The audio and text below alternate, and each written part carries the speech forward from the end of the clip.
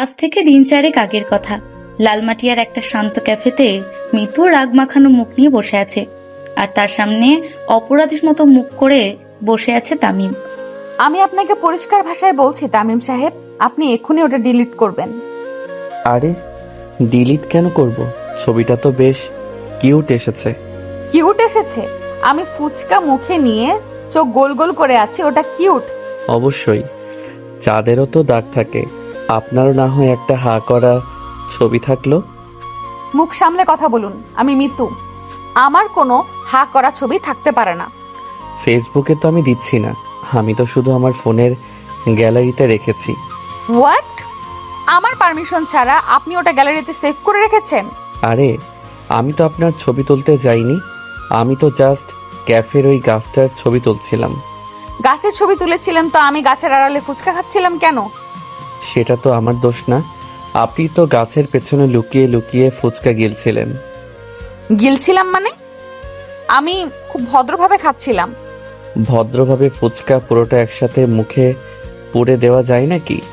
হ্যাঁ যায়, আমি পারি, আপনার তাতে কি? আমার কোনো সমস্যা নেই, আমি তো জাস্ট ছবিটা মেমোরি হিসেবে রেখে দিয়েছি। আপনার সাথে আমার কিসের মেমোরি? আপনি তো আমার আপুর দেবর ছাড়ার কেউ নন। শুধু দেবর কেন, আমি তো আপনার ভালো একজন শুভাকাঙ্ক্ষীও। আমার এমন শুভাকাঙ্ক্ষীর কোনো দরকার নেই, আপনি ফোনটা দিন বলছি। ফোন দিলে তো আপনি ছবিটা ডিলিট করে দেবেন। হ্যাঁ, ডিলিট করতেই তো চাচ্ছি, দিন ফোনটা। ইম্পসিবল, এই ছবি আমি ডিলিট করব না, এটা আমার কপিরাইট। কপিরাইট মানে? ফেস তো আমার। কিন্তু ক্লিকটা তো আমার আইফোনের, সো ছবিটা আমার সম্পত্তি। আপনি কিন্তু খুব বেশি বাড়াবাড়ি করছেন তামিম সাহেব। আমি একদম নর্মাল আছি, আপনি রেগে গিয়ে কপালে ভাঁজ ফেলছেন। রাখবো না, আপনি আমার পারমিশন ছাড়া ছবি তুলেছেন। আচ্ছা বাবা, একটা শর্তে ডিলিট করতে পারি। কি শর্ত তাড়াতাড়ি বলুন। কালকে বিকেলে আপনি আমার সাথে ধানমন্ডি লেকে একটু হাঁটতে যাবেন। হোয়াট? আপনার সাথে আমি লেকে হাঁটবো? আপনার কি মাথা খারাপ হয়েছে? হাঁটলে কি এমন ক্ষতি হবে? লেক তো সবার জন্যই খোলা। সবার জন্য খোলা হলেও আপনার সাথে হাঁটার মতো সময় আমার নেই। তাহলে ছবিটাও আমার ফোনেই থাকবে, আমি এটা ডিলিট করছি না। অসহ্য, আপনি একটা আস্ত ব্ল্যাকমেইলার। ব্ল্যাকমেইল না, এটাকে বলে কিউট নেগোসিয়েশন। নেগোসিয়েশন নিজের কাছে রাখুন, আমি চললাম। আরে শুনুন, বিলটা কে দেবে? আপনিই দেবেন, ছবি তোলার জরিমানা হিসাবে বিলটা আপনি পে করবেন। মিতুর আগে পা ঠুকে ক্যাফে থেকে বেরিয়ে গেল, আর তামিম তার ফোনের স্ক্রিনে মিতুর ফুচকা খাওয়ার সেই হাসি খুশি ছবিটার দিকে তাকিয়ে একা একাই হাসতে লাগলো। এরপর 4টে দিন কেটে গেছে, মিতুর সঙ্গে তামিমের আর দেখা হয়নি। তবে তাদের অব্যক্ত খুনসুটিগুলো মনের ভেতর রয়ে গেছে। তাদের পরিচয় হলো আমাদের আজকের গল্পের নায়ক নায়িকা। তাদের সম্পর্কের ব্যাপারে এক্ষুনি বুঝতে পারবেন। সুন্দর একটা রৌদ্রোজ্জ্বল সকালে ধানমন্ডিতে তামিমদের দোতলার বাড়ির ডাইনিং স্পেসে বেশ একটা হট্টগোল চলছে। তামিমের মা বলেন, জমিলা, তুই কি আজ আমাকে প্রেসার বাড়িয়ে মারার প্ল্যান করেছিস? কি হয়েছে খালা আম্মা? কি হইছে মানে? ডিমের অমলেটে এত লবণ কেন? এটা কি সমুদ্রের পানি দিয়ে ভেজেছিস? কি ভুল পাওয়া গেছে? আমি তো লবণ ঠিকই দিয়েছিলাম খালা আম্মা, হয়তো একটু বেশি পড়ে গিয়েছে। আহা সালমা, সকাল সকাল কাজের মেয়েটাকে বকাঝকা করো না তো। একটু লবণ বেশি হলে কি আর এমন ক্ষতি? ক্ষতি তো তোমার হবে না, তোমার তো আর ব্লাড প্রেশার নেই, আমার তো প্রেশার হাই হয়ে যাবে। তামিমের বড় ভাই সফিক বলে, মা তুমি এত টেনশন নিও না তো। জমিলা, তুমি আমার জন্য হাফ বয়েল ডিম করে নিয়ে এসো, লবণ ছাড়া। ঠিক আছে ভাইজান, আমি এক্ষুনি দিতেছি। এমন সময় তামিম সিঁড়ি বেয়ে নিচে নেমে আসে। পরনে একটা সাধারণ টি শার্ট আর ট্রাউজার, চুলগুলো উস্কো খুস্কো। আসসালামু আলাইকুম, শুভ সকাল সবাইকে। ওয়ালাইকুম সালাম। কিরে তামিম, আজ এত সকালে উঠে পড়লি যে? তোর তো কোনো ক্লাস নেই আজ? এমনি বাবা, ভাবলাম আজ সকাল সকাল উঠে তোমাদের সাথে নাস্তা করি। বাহ, হঠাৎ এত পরিবর্তন, সূর্য কি আজ পশ্চিম দিকে উঠেছে নাকি? ভাইয়া, তুমি কিন্তু সকাল সকাল খোঁচা দিচ্ছ, আমি কি ভোরে উঠতে পারি না? পারিস তো বাবা, কিন্তু তুই তো উঠিস না একদিনও। তা নাস্তায় কি খাবি বল? আমি শুধু 2টা টোস্ট আর চা খাবো। ভাবি কোথায়? ভাবিকে তো দেখছি না। তোর ভাবি রান্নাঘরে আছে, আমার জন্য টিফিন রেডি করেছে। ও আচ্ছা, তোমরা নাস্তা করো, আমি রান্নাঘর থেকে আসছি। তামিম গুটি গুটি পায়ে রান্নাঘরে ঢুকে দেখে তার ভাবি নীলা খুব মনোযোগ দিয়ে সফিকের টিফিন বক্সে খাবার গোছাচ্ছে। ভাবি কি অবস্থা? এত সকালে এত কাজ করলে তো তুমি অসুস্থ হয়ে পড়বে। আরে তামিম, তুই এত সকালে কিছু লাগবে তোর? লাগবে মানে? খুব ইম্পর্টেন্ট একটা জিনিস লাগবে। তুমি ছাড়া এই কাজ আর কেউ করতে পারবে না। কি এমন কাজ? তুই আবার কোনো ঝামেলা পাকিয়েছিস নাকি? আরে না ভাবি, আমি কি সারাদিন ঝামেলাই করি নাকি? আমি তো একদম শান্তশিষ্ট একটা ছেলে। তোর শান্তিশিষ্ট রূপ আমার খুব ভালো করেই চেনা আছে। ভনিতা না করে সোজা বল কি চাস। ভাবি, মানে বলছিলাম কি, বাড়িটা কেমন যেন নীরব নীরব লাগছে না? নীরব লাগছে কেন? তোর ভাইয়া তো এইমাত্র এত জোরে হাসলো, আর মা তো সকাল থেকেই জমিলার উপর চোটপাট করছে, তাহলে নীরব মনে হচ্ছে কেন? আরে না, সেই নীরবতা না। আমি বলছিলাম একটা চঞ্চলতা মিসিং, একটা ফ্রেশনেস মিসিং। ও আচ্ছা, ফ্রেশনেস মিসিং। তো এয়ার ফ্রেশনার এনে স্প্রে করে দেন। ভাবি, তুমি ইচ্ছা করে না বোঝার ভান করছো তাই না? তুমি ভালো করেই জানো আমি কার কথা বলছি। আমি কি করে জানবো তুই কার কথা বলছিস? তুই তো কারোর নাম বলিসনি। ভাবি, তোমার বোনকে একটু আনো না আমাদের বাড়িতে, কয়েকটা দিন থাকুক না আমাদের সাথে। মিতুকে আনবো কেন? তোর হঠাৎ মিতুর কথা মনে পড়লো কেন? এমনি মনে পড়লো, কতদিন দেখি না পিচ্চিটাকে। ও এলে বাড়িটা একটু সরগরম থাকতো। তুই মিতুকে পিচ্ছি বলছিস, ও শুনলে কিন্তু তোকে আস্ত রাখবে না। শুনবে কোথা থেকে? ও তো আর এখানে নেই। তুমি ওকে ফোন করে নিয়ে এসো না ভাবি, প্লিজ। মিতু কিন্তু আসতে চাইবে না, তুই তো জানিস ও কেমন ঘাটতারা। তুমি বললে ঠিকই আসবে। তুমি একটু ইমোশনালি ব্ল্যাকমেল করবে, বলবে তোমার শরীর খারাপ, একা লাগছে। আমি কেন মিথ্যা কথা বলতে যাব? আর ওই এলে তো সারাদিন তোর সাথে ঝগড়া করবে, এতে তোর ভাইয়া বিরক্ত হবে। ভাইয়া কিচ্ছু বিরক্ত হবে না, আমি ভাইয়াকে ম্যানেজ করে নেব। আর আমি ওর সাথে একদম ঝগড়া করব না, প্রমিস। তোর পরিশ্রমের কোনো দাম নেই আমার কাছে। তুই তো ওকে দেখলেই খেঁচাতে শুরু করিস। এর আগের বার এসে মেয়েটা তোর জ্বালায় পাগল হয়ে গিয়েছিল। এবার আর খেঁচাবো না, একদম ভালো ছেলের মতো থাকবো। তুমি শুধু ওকে নিয়ে আসো। আচ্ছা, একটা শর্তে আমি ওকে আনতে পারি। কি শর্ত? তুমি যা বলবে আমি তাই মানবো। ও যতদিন এই বাড়িতে থাকবে তুই ওর কোনো কথায় রাগ করতে পারবি না। ও যা বলবে তোকে চুপচাপ মেনে নিতে হবে। এটা কেমন শর্ত ভাবি? ও যদি আমাকে ছাদ থেকে লাফ দিতে বলে, আমি কি তাই করব? সেটা তোর ব্যাপার, কিন্তু ওর সাথে কোনো ঝগড়া করা চলবে না। রাজি থাকলে বল। আচ্ছা বাবা, রাজি। আমি একদম মুখে কুলুপ এঁটে বসে থাকবো। এবার তুমি ওকে ফোন করো। ঠিক আছে, আমি আজ দুপুরে ওকে ফোন করে বলবো। এবার যা, তুই টেবিলে গিয়ে বস, আমি তোর চা নিয়ে আসছি। থ্যাংক ইউ ভাবি, ইউ আর দ্য বেস্ট। তুমি আমার আসল গার্জিয়ান। বেলা গড়িয়ে তখন সকাল 11টা। অন্যদিকে বসুন্ধরা আবাসিক এলাকায় অবস্থিত এক নামকরা বেসরকারি বিশ্ববিদ্যালয়ের বিশাল ক্যাম্পাসে ছাত্রছাত্রীদের বেশ ভিড়। হঠাৎ একটা কালো রঙের সেডান গাড়ি এসে ক্যাম্পাসের গেটের কাছে থামলো। গাড়ির দরজা খুলে নামলো মিতু।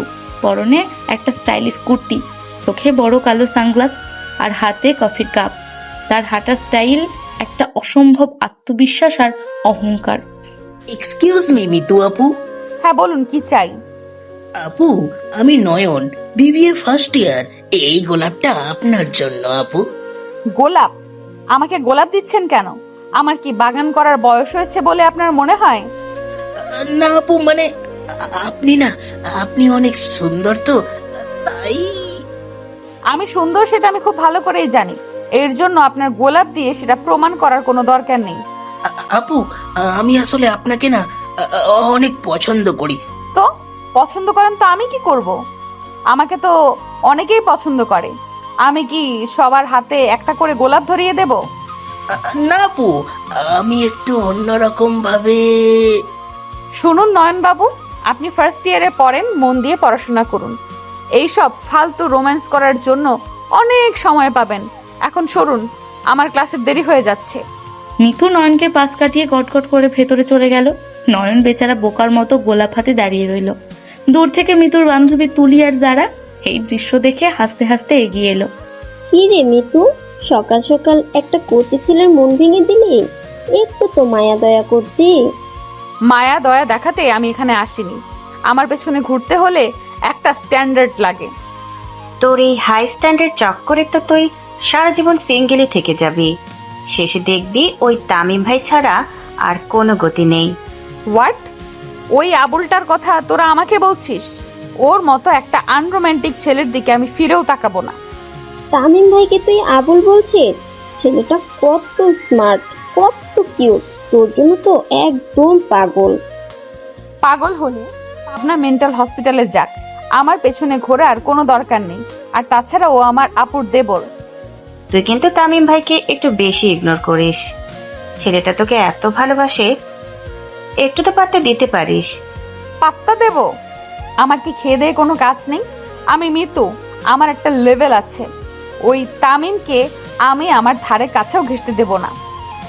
দেখিস, একদিন এই তামিম ভাইয়ের প্রেমে পড়েই তুই হাবুডুবু খাবি, তখন আমরা হাসবো। তোদের সেদিন আর দেখতে হবে না। আমি আর প্রেমে পড়া ইম্পসিবল। চল এবার ক্লাসে চল। দুপুর 1টার দিকে ক্যাম্পাস জুড়ে একটা অলস নীরবতা নেমে আসে। ক্যাফেটেরিয়াতে অবশ্য বেশ ভিড়। এক কোণের একটা টেবিলে বসে আছে তামিম এবং তার দুই বন্ধু রনি আর ফয়সাল। দোস্ত, তুই এত হতাশ হয়ে বসে আছিস কেন? মিতু কি আজকেও তোকে রিজেক্ট করেছে? রিজেক্ট করার সুযোগই তো দিচ্ছ না। সামনে গেলেই এমন একটা ভাব নেয় যেন আমি কোনো এলিয়েন। ভাই, তুই একটা কাজ কর, ওর এই ভাব ভাঙার জন্য কোনো একটা সলিড প্ল্যান কর। এভাবে চলতে থাকলে তো তুই বুড়ো হয়ে যাবি। কি প্ল্যান করব? ও তো কোনো কিছুতে ইমপ্রেস হয় না। ফুল দিলে বলে অ্যালার্জি আছে, চকলেট দিলে বলে দাঁত নষ্ট হয়ে যাবে।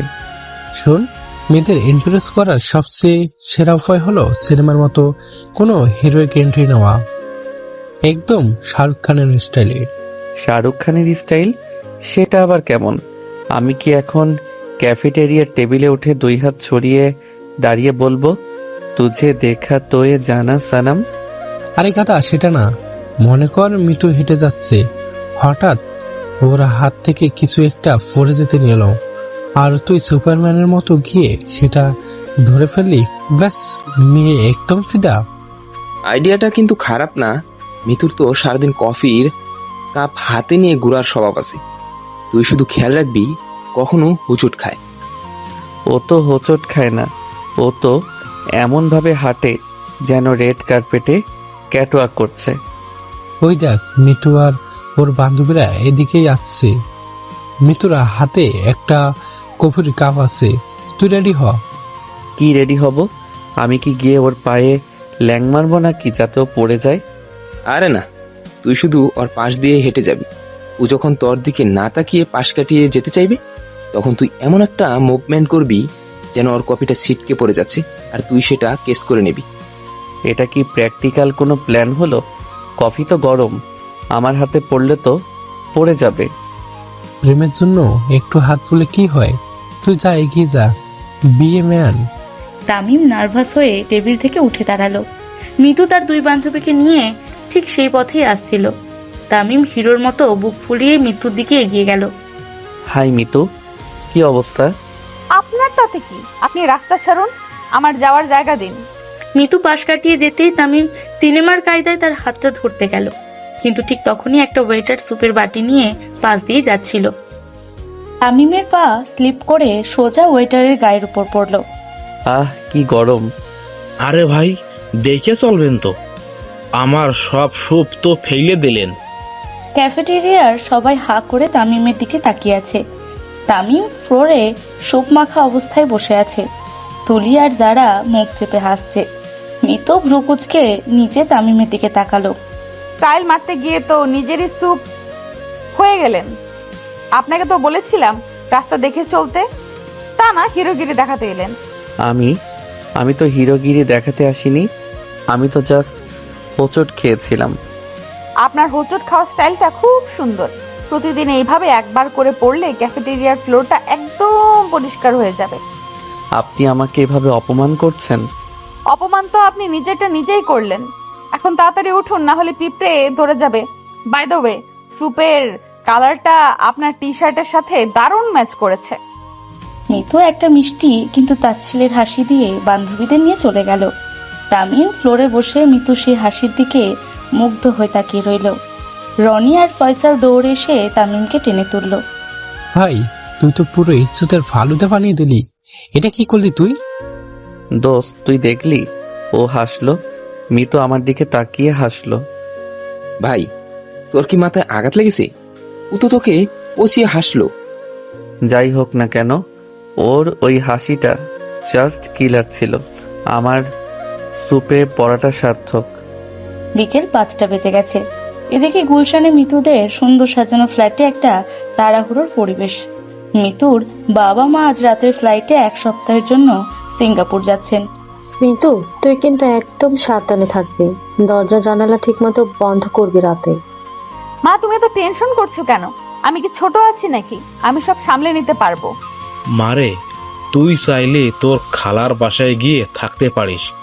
এই 1 সপ্তাহ একা একা থাকাটা ঠিক হবে না। বাবা, আমি একা থাকতেই পছন্দ করি। তোমরা নিশ্চিন্তে যাও, কোনো সমস্যা হবে না। তোর খালা তো আবার ঢাকার বাইরে গেছে। আমি বরং নীলাকে বলে যাই, তুই ওদের বাড়িতেই গিয়ে থাক। না, প্লিজ প্লিজ, আপুর শ্বশুর বাড়িতে আমি কিছুতেই গিয়ে থাকবো না। ওই বাড়িটা একদম বোরিং। বোরিং হলে বোরিং, তুই একা থাকতে পারবি না। আমি নীলাকে ফোন করে বলে দিচ্ছি। মিতুর মা ও বাবা লাগেজ নিয়ে এয়ারপোর্টের উদ্দেশ্যে বেরিয়ে গেলেন। মিতু সোফায় বসে টিভি দেখছিল। হঠাৎ তার ফোন বেজে উঠল। স্ক্রিনে ভাসছে নীলার নাম। হ্যালো আপু, মা নিশ্চয়ই তোমাকে ফোন করে ডিউটি দিয়েছেন। মা তো ডিউটি দিয়েছেই, আর আমারও তো একটা দায়িত্ব আছে। তুই একা একা ওর ফ্ল্যাটে কি করবি? এখন ব্যাগ গুছিয়ে আমাদের এখানে চলে আয়। আপু, আমি যাব না। আমি এখানেই বেশ ভালো আছি। তোমাদের বাড়িতে গেলে আমার দম বন্ধ হয়ে আসে। দম বন্ধ হয়ে আসে মানে? তুই কি এখানে আসলেই পাহাড়ে থাকিস যে অক্সিজেন পাস না? তুই আসবি মানে আসবি, ব্যাস। আপু, তুমি জোর করছো কেন? আমি সত্যিই যেতে চাই না। শোন মিতু, তুই যদি না আসিস তাহলে আমি নিজে গিয়ে তোকে কান ধরে নিয়ে আসবো। তুই কি চাস আমি এই সন্ধ্যায় জ্যাম ঠেলে ওখানে যাই? কিন্তু আপু। কোনো কিন্তু না। আমি তামিমকে পাঠাচ্ছি গাড়ি নিয়ে। তুই 1 ঘন্টার মধ্যে রেডি থাকবি। হোয়াট? ওই আবুলটাকে পাঠাচ্ছ কেন? ও তো রাস্তায় আমাকে জ্বালিয়ে মারবে। তামিমকে আবুল বলবি না, বেচারা কত ভালো। তুই রেডি হ, ও বেরোচ্ছে। নীলা লাইন কেটে দিল। মিতু ফোনটা সোফায় ছুঁড়ে ফেলে রাগে গজরাতে গজরাতে নিজের বেডরুমে গেল। এই আপুটাকে নিয়ে আর পারা যায় না। আর ওই তামিম, ওর তো আজ খবর আছে আমার হাতে। মিতু তার আলমারি খুলে কাপড় গোছাতে লাগলো। হঠাৎ তার চোখ গেল আলমারির ভেতরে একটা ছোট্ট ড্রয়ারের দিকে। সে ধীর পায়ে এগিয়ে গিয়ে ড্রয়ারটা খুললো। ড্রয়ের ভেতরে একটা পুরনো ফেড হয়ে যাওয়া ছেলেদের হাত ঘড়ি রাখা। ঘড়িটা দেখেই মিতুর চঞ্চল মুখটা মুহূর্তের মধ্যেই ফ্যাকাশে হয়ে গেল। চোখের দৃষ্টিতে একটা গভীর শূন্যতা আর অব্যক্ত যন্ত্রণা ফুটে উঠল। কেন কেন তুমি এমন করলে? আমি তো তোমাকে বিশ্বাস করেছিলাম, তোমাকে অনেক ভালোবেসেছিলাম। মিতুর চোখ দিয়ে 1 ফোঁটা জল গড়িয়ে পড়ল। সে দ্রুত হাত দিয়ে চোখ মুছে ফেলল। ঘড়িটা আবার ড্রয়ারে রেখে সজোরে ড্রয়ারটা বন্ধ করে দিল। সে আয়নার সামনে দাঁড়িয়ে নিজের চোখে চোখ রাখলো। না, আমি আর কাউকে আমার ইমোশন নিয়ে খেলতে দেব না। আমি মিতু, আমি কাঁদি না, আমি কাঁদাই সবাইকে। মিতুর মুখে আবার সেই পরিচিত অহংকারী আর দুষ্ট হাসিটা ফিরে এলো। সে ড্রয়ার থেকে তার সবচেয়ে ভারী 3টে ট্রলি ব্যাগ বের করলো। তামিম বাবু আসছেন আমাকে রিসিভ করতে? আজ তোমাকে দিয়ে যদি আমি কুলিগিরি না করিয়েছি তবে আমার নামও মিতু না। মিতু গুনগুন করে গান গাইতে গাইতে ইচ্ছে করে ব্যাগের ভেতরে মোটা মোটা বই আর অপ্রয়োজনীয় জিনিসপত্র ভরতে শুরু করলো, যাতে ব্যাগগুলো অসম্ভব ভারী হয়ে যায়। তার মাথায় এখন একটাই চিন্তা, কিভাবে তামিমকে নাজেহাল করা যায়। সন্ধ্যা 7টার দিকে গুলশানের রাস্তাগুলোতে গাড়ির বেশ ভিড়। মিতুদের অ্যাপার্টমেন্ট বিল্ডিং এর নিচে গাড়ি পার্ক করে অপেক্ষা করছে তামিম। তার এক হাতে একটা গোলাপ সুন্দর। কিছুক্ষণ পর লিফটের দরজা খুলতেই তামিমের চোখ চড়ক গাছ। মিতু দাঁড়িয়ে আছে, আর তার চারপাশে 5-6টা বিশাল সাইজের ট্রলি ব্যাগ। কি ব্যাপার, আপনি কি আমাদের বাড়িতে চিরস্থায়ী বন্দোবস্ত নিয়ে যাচ্ছেন নাকি? আপনার তাতে কি? আমার দরকারি জিনিসপত্র আমি সাথে নেব না? দরকারি জিনিসপত্র মানে? এক সপ্তাহের জন্য কেউ এতগুলো বড় ট্রলি ব্যাগ নেয়? আমি নেই। আমার দিনে 3বার ড্রেস চেঞ্জ করতে হয়। আপনার মতো তো আর এক টি শার্টে পুরো সপ্তাহ কাটাই না। তা ঠিক আছে, কিন্তু এতগুলো ব্যাগ আমি একা গাড়িতে তুলবো কি করে? কি করে তুলবেন সেটা কি আমি বলে দিব? আপনি নিতে এসেছেন, আপনিই তুলবেন। দারোয়ানকে একটু ডাকুন না, দুজন মিলে ধরলে তাড়াতাড়ি হবে। দারোয়ান চাচা অনেক বয়স্ক মানুষ, ওনাকে দিয়ে আমি ভারী কাজ করাই না। আর আমি বুঝি আপনার কেনা কলি? আমাকে দিয়ে ভারী কাজ করাতে আপনার মায়া লাগছে না? একদম না, আপনি তো ইয়াং মানুষ, একটু জিম টিম করা হয়ে যাবে। আপনার এই জিমের চক্করে আমার কোমরটা আজ শেষ। বকবক না করে ব্যাগগুলো তুলুন, আমার পা ব্যথা করছে দাঁড়িয়ে থাকতে থাকতে। তামিম একটা দীর্ঘশ্বাস ফেলে পকেট থেকে লাল গোলাপটা বের করে মিতুর দিকে এগিয়ে দিল। এই নিন, আপনার জন্য এনেছিলাম। গোলাপ আমাকে দিচ্ছেন কেন? এমনি মেহমানকে ফুল দিয়ে বরণ করা আমাদের পারিবারিক শিষ্টাচার। শিষ্টাচারটা আপাতত আপনার পকেটে রাখুন, আমার হাত খালি নেই, আমি ফোন ধরে আছি। এক হাতে তো ফোন, অন্য হাত তো খালি। অন্য হাত দিয়ে আমি আমার পার্স ধরেছি, আপনি ফুলটা গাড়ির ড্যাশবোর্ডে রেখে দিন। আপনার আসলে ফুলের কদর বোঝার মতো মনই নেই। আমার মন নিয়ে আপনাকে পিএইচডি করতে হবে না, আপনি বরং ফুলের কাজটা মন দিয়ে করুন। আমি মনে মনে জ্বললেও মুখে একটা মিষ্টি হাসি ধরে রেখে একে একে ভারী ব্যাগগুলো গাড়ির ডিকিতে তুলতে শুরু করলো। মিতু সানগ্লাস চোখে দিয়ে নবাবজাদির মতো গাড়ির ফ্রন্ট সিটে গিয়ে বসলো।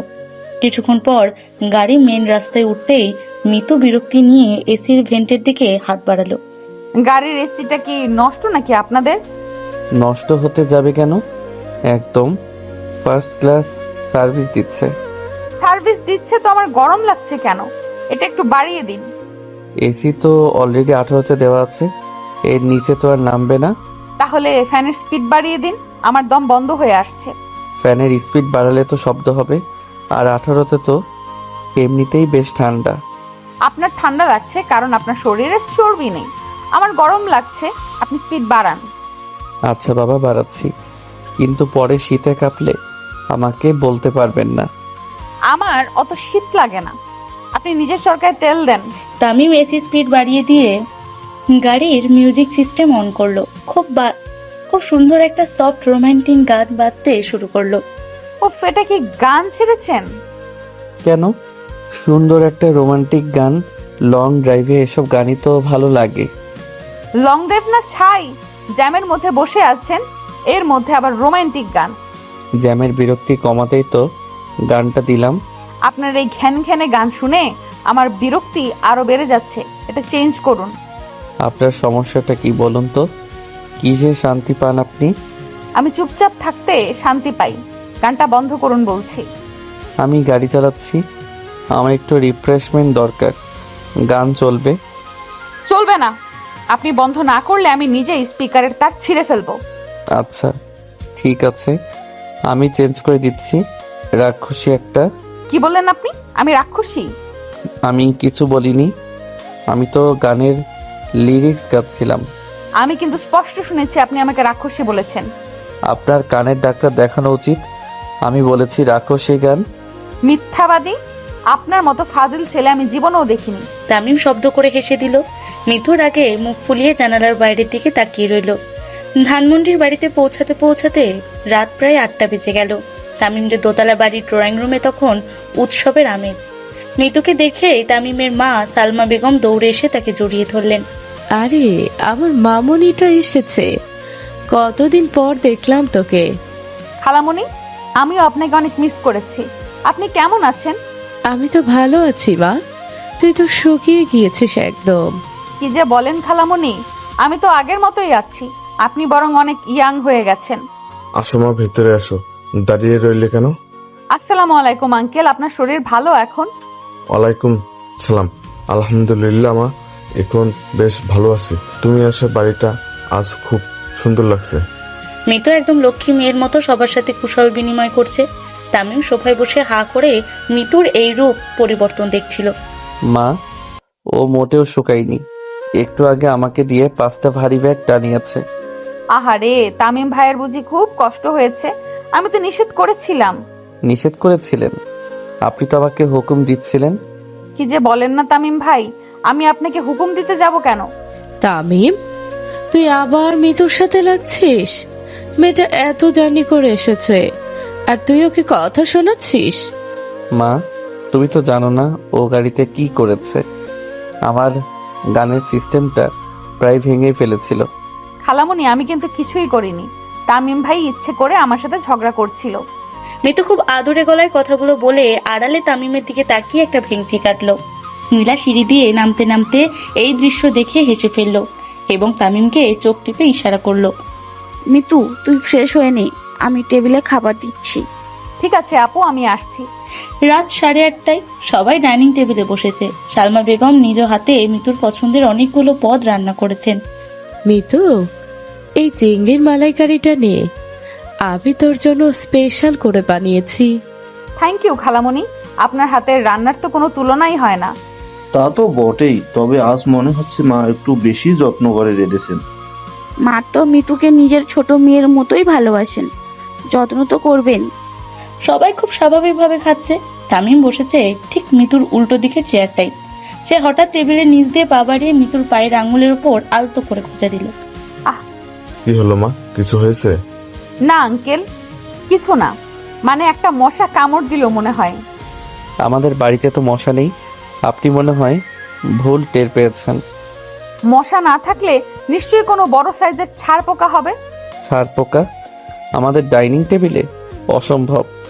তামিম আবার মিতুর পায়ে একটা মৃদু ধাক্কা দিল। এবার মিতু চমকে গিয়ে পানি খেতে গিয়ে সজোরে বিষম খেলো।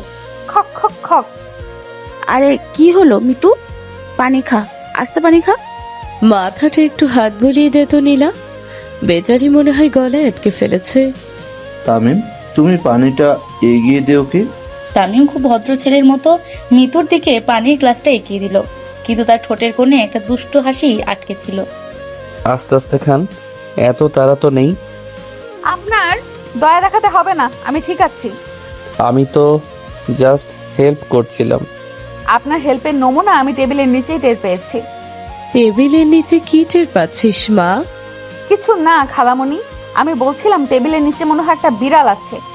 বিড়াল তো কাটা খায়, চিংড়ি মাছ তো খায় না। বিড়ালটা চিংড়ি মাছ না খেলেও খুব ডিস্টার্ব করছে। আপনি একটু পাটা গুটিয়ে বসুন, তাহলে আর বিড়াল ডিস্টার্ব করতে পারবে না। মিতুর আগে কটমট করে তামিমের দিকে তাকালো। তামিম একদম নিষ্পাপ মুখ করে নিজের প্লেটের খাবারে মনোযোগ দিল। সবার অগোচরে তাদের এই নীরব যুদ্ধ টেবিলের নিচে চলতেই থাকলো। রাত 11টা, পুরো বাড়ি নিস্তব্ধ হয়ে গেছে। মিতু একা ছাদে দাঁড়িয়ে আছে, ফুরফুরে বাতাস তার চুলগুলো উঠছে। তামিম দুটো মগে ধোয়া ওঠা কফি নিয়ে নিঃশব্দে ছাদের দরজায় এসে দাঁড়ালো। মিতু রেলিংয়ে ভর দিয়ে আকাশের দিকে তাকিয়েছিল। কফি খাবেন? আপনি এখানে কি করছেন? আমি একা থাকতে চাই। একা থাকতে চাইলে তো আর খোলা ছাদে আসা যায় না, এখানে তো বাতাসও আপনার সঙ্গ দিচ্ছে। আপনার কাব্যিক কথাবার্তা শোনার মুড আমার নেই। মুড ঠিক করার জন্যই তো কফিটা এনেছি, নিন ধরুন। আমি আপনার হাতের কফি খাবো না। কেন? বিষ মেশানো আছে বলে মনে হচ্ছে? বিষ না থাকলেও অন্য কিছু মেশানো থাকতে পারে, আপনাকে তো কোনো ভরসা নেই। আচ্ছা, আমি আগে খেয়ে প্রমাণ দিচ্ছি। তামিম নিজের মগ থেকে এক চুমুক খেয়ে মিতুর দিকে অন্য মগটা বাড়িয়ে দিল। মিতু একটু ইতস্তত করে শেষমেশ কফির মগটা হাতে নিল। চিনি ঠিক মতো দিয়েছেন তো? আপনার জন্য স্পেশাল করে বানিয়েছি। মিষ্টি তো একটু বেশিই হবে, আপনার এই ওভার স্মার্টনেস আমার একদম পছন্দ না। কিন্তু আপনার এই রাগী রাগী রূপটা আমার খুব পছন্দ। আপনার পছন্দ অপছন্দকে আমার কিছুই যায় আসে না। সত্যি কিছু যায় আসে না? তাহলে ডাইনিং টেবিলে আমার ওইটুকু ছোঁয়ায় এত চমকে উঠেছিলেন কেন? আমি চমকে উঠিনি, আমি জাস্ট এক্সপেক্ট করিনি কেউ এত বেয়াদব হতে পারে। বেয়াদবি কোথায় দেখলেন? আমি তো শুধু আপনার মনোযোগ আকর্ষণ করতে চাইছিলাম। আমার মনোযোগ আকর্ষণ করে আপনার কি লাভ? লাভ তো অনেক। এই যে এখন আপনি আমার সাথে একা ছাদে দাঁড়িয়ে কথা বলছেন।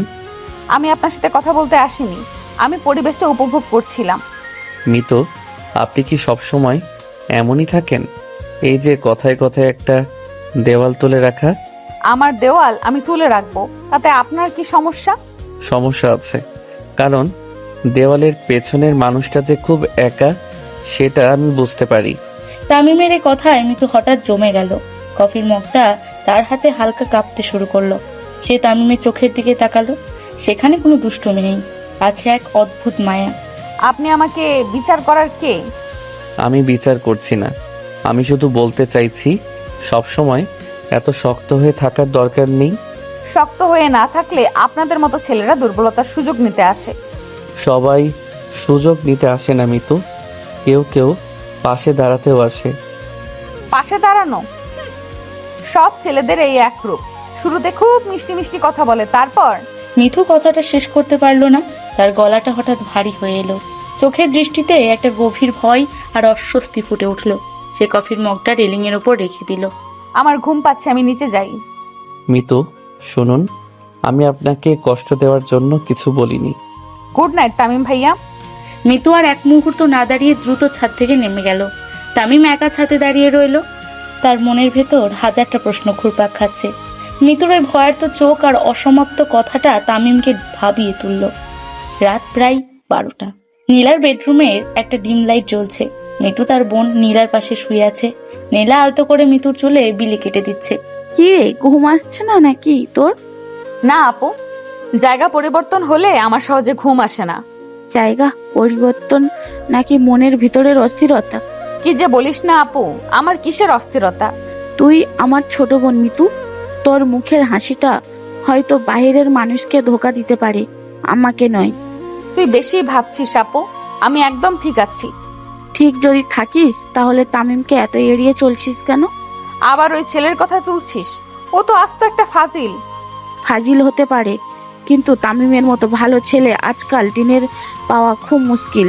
সব ছেলেরাই বাইরে থেকে ভালো সাজে আপু, ভেতরটা সবারই এক। সবাই এক হয় না রে পাগলি। তামিম তোকে সত্যি অনেক পছন্দ করে। ছেলেটা তোকে নিয়ে কত ভাবে। ভাবুক, আমি চাই না কেউ আমাকে নিয়ে ভাবুক। আমি একা থাকতে চাই। একা মানুষ কতদিন বাঁচতে পারে? অতীতটাকে আঁকড়ে ধরে আর কতদিন এই মিথ্যা অহংকার নিয়ে ঘুরবি তুই? অতীত শব্দটা শোনা মাত্রই মিতুর বুকের ভেতরটা মুচড়ে উঠল। সে আর নিজেকে ধরে রাখতে পারল না। হঠাৎ নীলাকে জড়িয়ে ধরে ফুপিয়ে কেঁদে উঠল। আপু, আমি আর কাউকে বিশ্বাস করতে পারবো না। কাঁদিস না মিতু, আমি আছি তো তোর সাথে। কেন আমার সাথে এমন হলো আপু? আমি তো তাকে নিজের চেয়েও বেশি ভালোবেসেছিলাম। সে কেন আমাকে এত বড় ধোকা দিল? যে ধোকা দিয়েছে সে তোকে পাওয়ার যোগ্য ছিল না। তার জন্য তুই নিজের বর্তমানটাকে কেন নষ্ট করছিস? আমি ভয় পাই আপু, খুব ভয় পাই। তামিম ভাই যখন ভালোবেসে কিছু বলে, আমার শুধু মনে হয় এই ভালোবাসার পেছনে কোনো না কোনো স্বার্থ লুকিয়ে আছে। তামিমের কোনো স্বার্থ নেই মিতু। ও তোর এই ফেক অহংকারটা ভাঙতে চায়, কারণ ও জানে তুই ভিতরে ভিতরে কতটা ভেঙে আছিস। আমি পারবো না আপু, আমি নতুন করে কাউকে আমার জীবনে জায়গা দিতে পারবো না। আমার সে সাহস নেই। সময় দে নিজেকে, সব ক্ষত একদিন ঠিক সেরে যায়। তুই শুধু একবার তামিমকে বোঝার চেষ্টা কর। মিতু আর কোনো উত্তর দিল না। সে নীলার বুকে মুখ লুকিয়ে নীরবে কাঁদতে লাগলো। তার চঞ্চলতা আর অহংকারের মোটা দেওয়ালটার আড়ালে লুকিয়ে থাকা একটা ভাঙা মন আজ আবার দুঃখে কেঁদে উঠল। পরের দিন সকালে রাতে সেই ভারী কান্নার পর সকালটা বেশ শান্তভাবেই কেটেছে। মিতুর মন ভালো করার জন্য নীলা তাকে আর তার দুই বান্ধবী তুলি আর জারাকে নিয়ে যমুনা ফিউচার পার্কে শপিং এ এসেছে। বেলা গড়িয়ে তখন দুপুর 1টা। মিতু তার চেনা ফর্মে ফিরে এসেছে। একটি নামি দামি ব্র্যান্ডের শোরুমে সেলসম্যানকে প্রায় ঘামিয়ে ছেড়ে দিচ্ছে মিতু। আর ঠিক তার দুই জার্ক পেছনে হ্যাঙ্গারে ঝোলানো শার্টের আড়াল থেকে উকি মারছে তামিম, রনি আর ফয়সাল। ভাইয়া, আপনাকে আমি কি বললাম? আমাকে একটা সি গ্রিন কালারের কুর্তি দেখান। ম্যাডাম, এই যে এটা তো সি গ্রিন কালারই। আপনার কি কালার ব্লাইন্ডনেস আছে? এটা তো কচি পাতা সবুজ। ম্যাডাম, সি গ্রিন তো এমনই হয়। এমন হয় না, আমি চাচ্ছি যেটা সমুদ্রের পানির মতো সবুজ হবে, কিন্তু তাতে আবার একটু নীলচে আভা থাকবে। ম্যাডাম, ওই কালারটা তো এই মুহূর্তে স্টকে নেই। স্টকে নেই তো দোকান খুলে বসেছেন কেন? বন্ধ করে দিন। দূর থেকে মিতুর এই কাণ্ড দেখে তামিমের দুই বন্ধু রনি আর ফয়সাল ফিসফিস করে কথা বলতে শুরু করলো। দোস্ত, এই মেয়ে তো সেলসম্যানকে আজ মেরেই ফেলবে। তুই এর বিয়ে করলে তোর কি অবস্থা হবে ভেবেছিস? আমার কিচ্ছু হবে না, আমি তো ওর এই পাগলামিগুলোই এনজয় করি। তুই এনজয় করিস ভালো কথা, কিন্তু আমাদের পা তো ব্যথা হয়ে গেল। আর কতক্ষণে এই চোরের মতো লুকিয়ে থাকবো? আস্তে কথা বলো, ও শুনে ফেলবে। আমার আর ভালো লাগছে না, আমি একটু পা সোজা করছি। রনি পেছন দিকে এক পা হটতেই একটা বিশাল ম্যানিকুইনের পুতুল সাথে ধাক্কা খেলো। ম্যানিকুইনটা দড়াম করে ফ্লোরে পড়ে গেল। মিতু, নীলা এবং বান্ধবীরা চমকে পেছনে ফিরলো। হোয়াট দ্য, আপনারা এখানে কি করছেন? আমরাও শপিং করতে এসেছি। লেডিস কর্নারে আপনার শার্টের পেছনে লুকিয়ে কি শপিং করছিলেন? মেয়েদের কুর্তি? না না, আমরা তো ওই ভাইয়ার জন্য একটা পাঞ্জাবি খুঁজছিলাম। পাঞ্জাবি খুঁজছিলেন মেয়েদের সেকশনে? বাহ, আপনাদের লজিক তো খুব সুন্দর। না আমরা আসলে পথ হারিয়ে ফেলেছিলাম। পথ হারিয়ে ফেলেছিলেন? যমুনা ফিউচার পার্কে নাকি সাহারা মরুভূমিতে? সাহারা মরুভূমি হবে কারণ এখানকার গোলকধাঁধায় তো যে কেউ হারাতে পারে। তাই বলে একদম আমাদের পেছনে এসে হারাবেন? আপনারা তো রীতিমতো আমাদের ফলো করছিলেন। ফলো করব কেন? আপনাদের কি ফলো করার মতো কিছু আছে? মুখ সামলে কথা বলবেন। আমরা আপনাদের মতো বেকার না যে মানুষের পেছনে ঘুরবো। ছেড়ে দে যারা, ওদের কাজই তো এটা। তামিম সাহেব, আপনারা কি ভেবেছেন আপনারা জেমস বন্ড হয়ে গেছেন? জেমস বন্ড হতে যাব কেন? আমি তো তামিম। হ্যাঁ, তামিম বন্ড।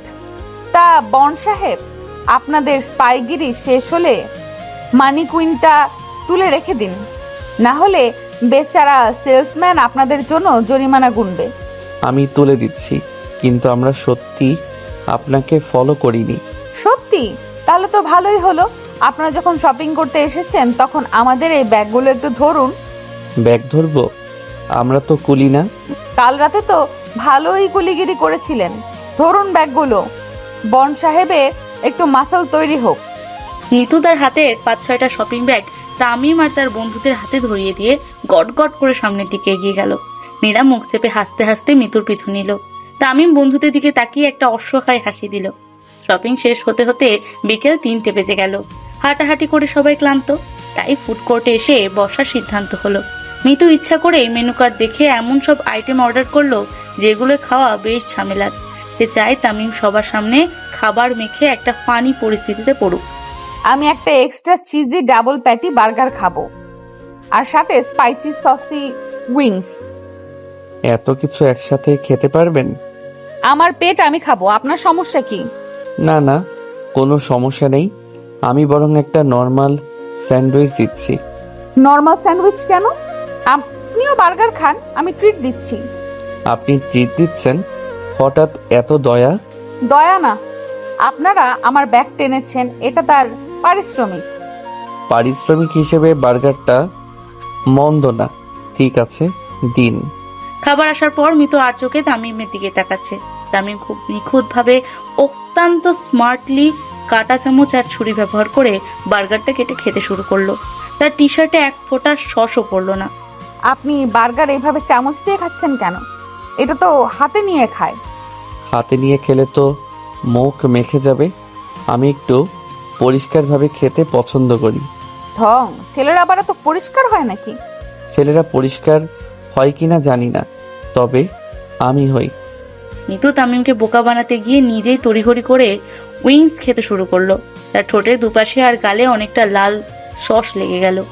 আপনি তো দেখছি একদম ছোট বাচ্চাদের মতো খাচ্ছেন। কি বললেন? আমি বাচ্চা? তাছাড়া আর কি, আপনার গালে তো পুরো সসের ডিজাইন হয়ে আছে। মিথ্যা কথা, কোথায় সস?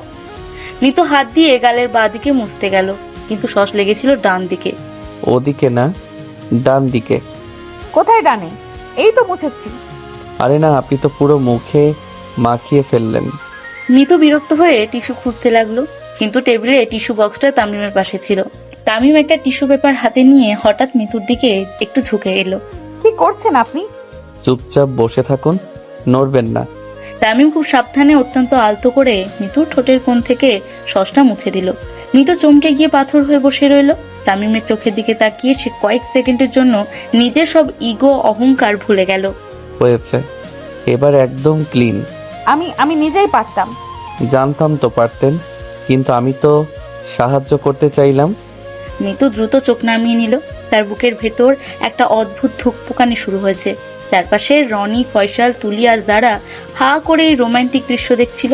নীলা মিটিমিটি হাসছে। খাওয়া দাওয়া আর আড্ডা শেষে ফুড কোর্ট থেকে বের হতে হতে বিকেল 5টা বেজে গেল। শপিং মলের গেটে আসতেই দেখা গেল বাইরের আকাশ খুটখুটে অন্ধকার।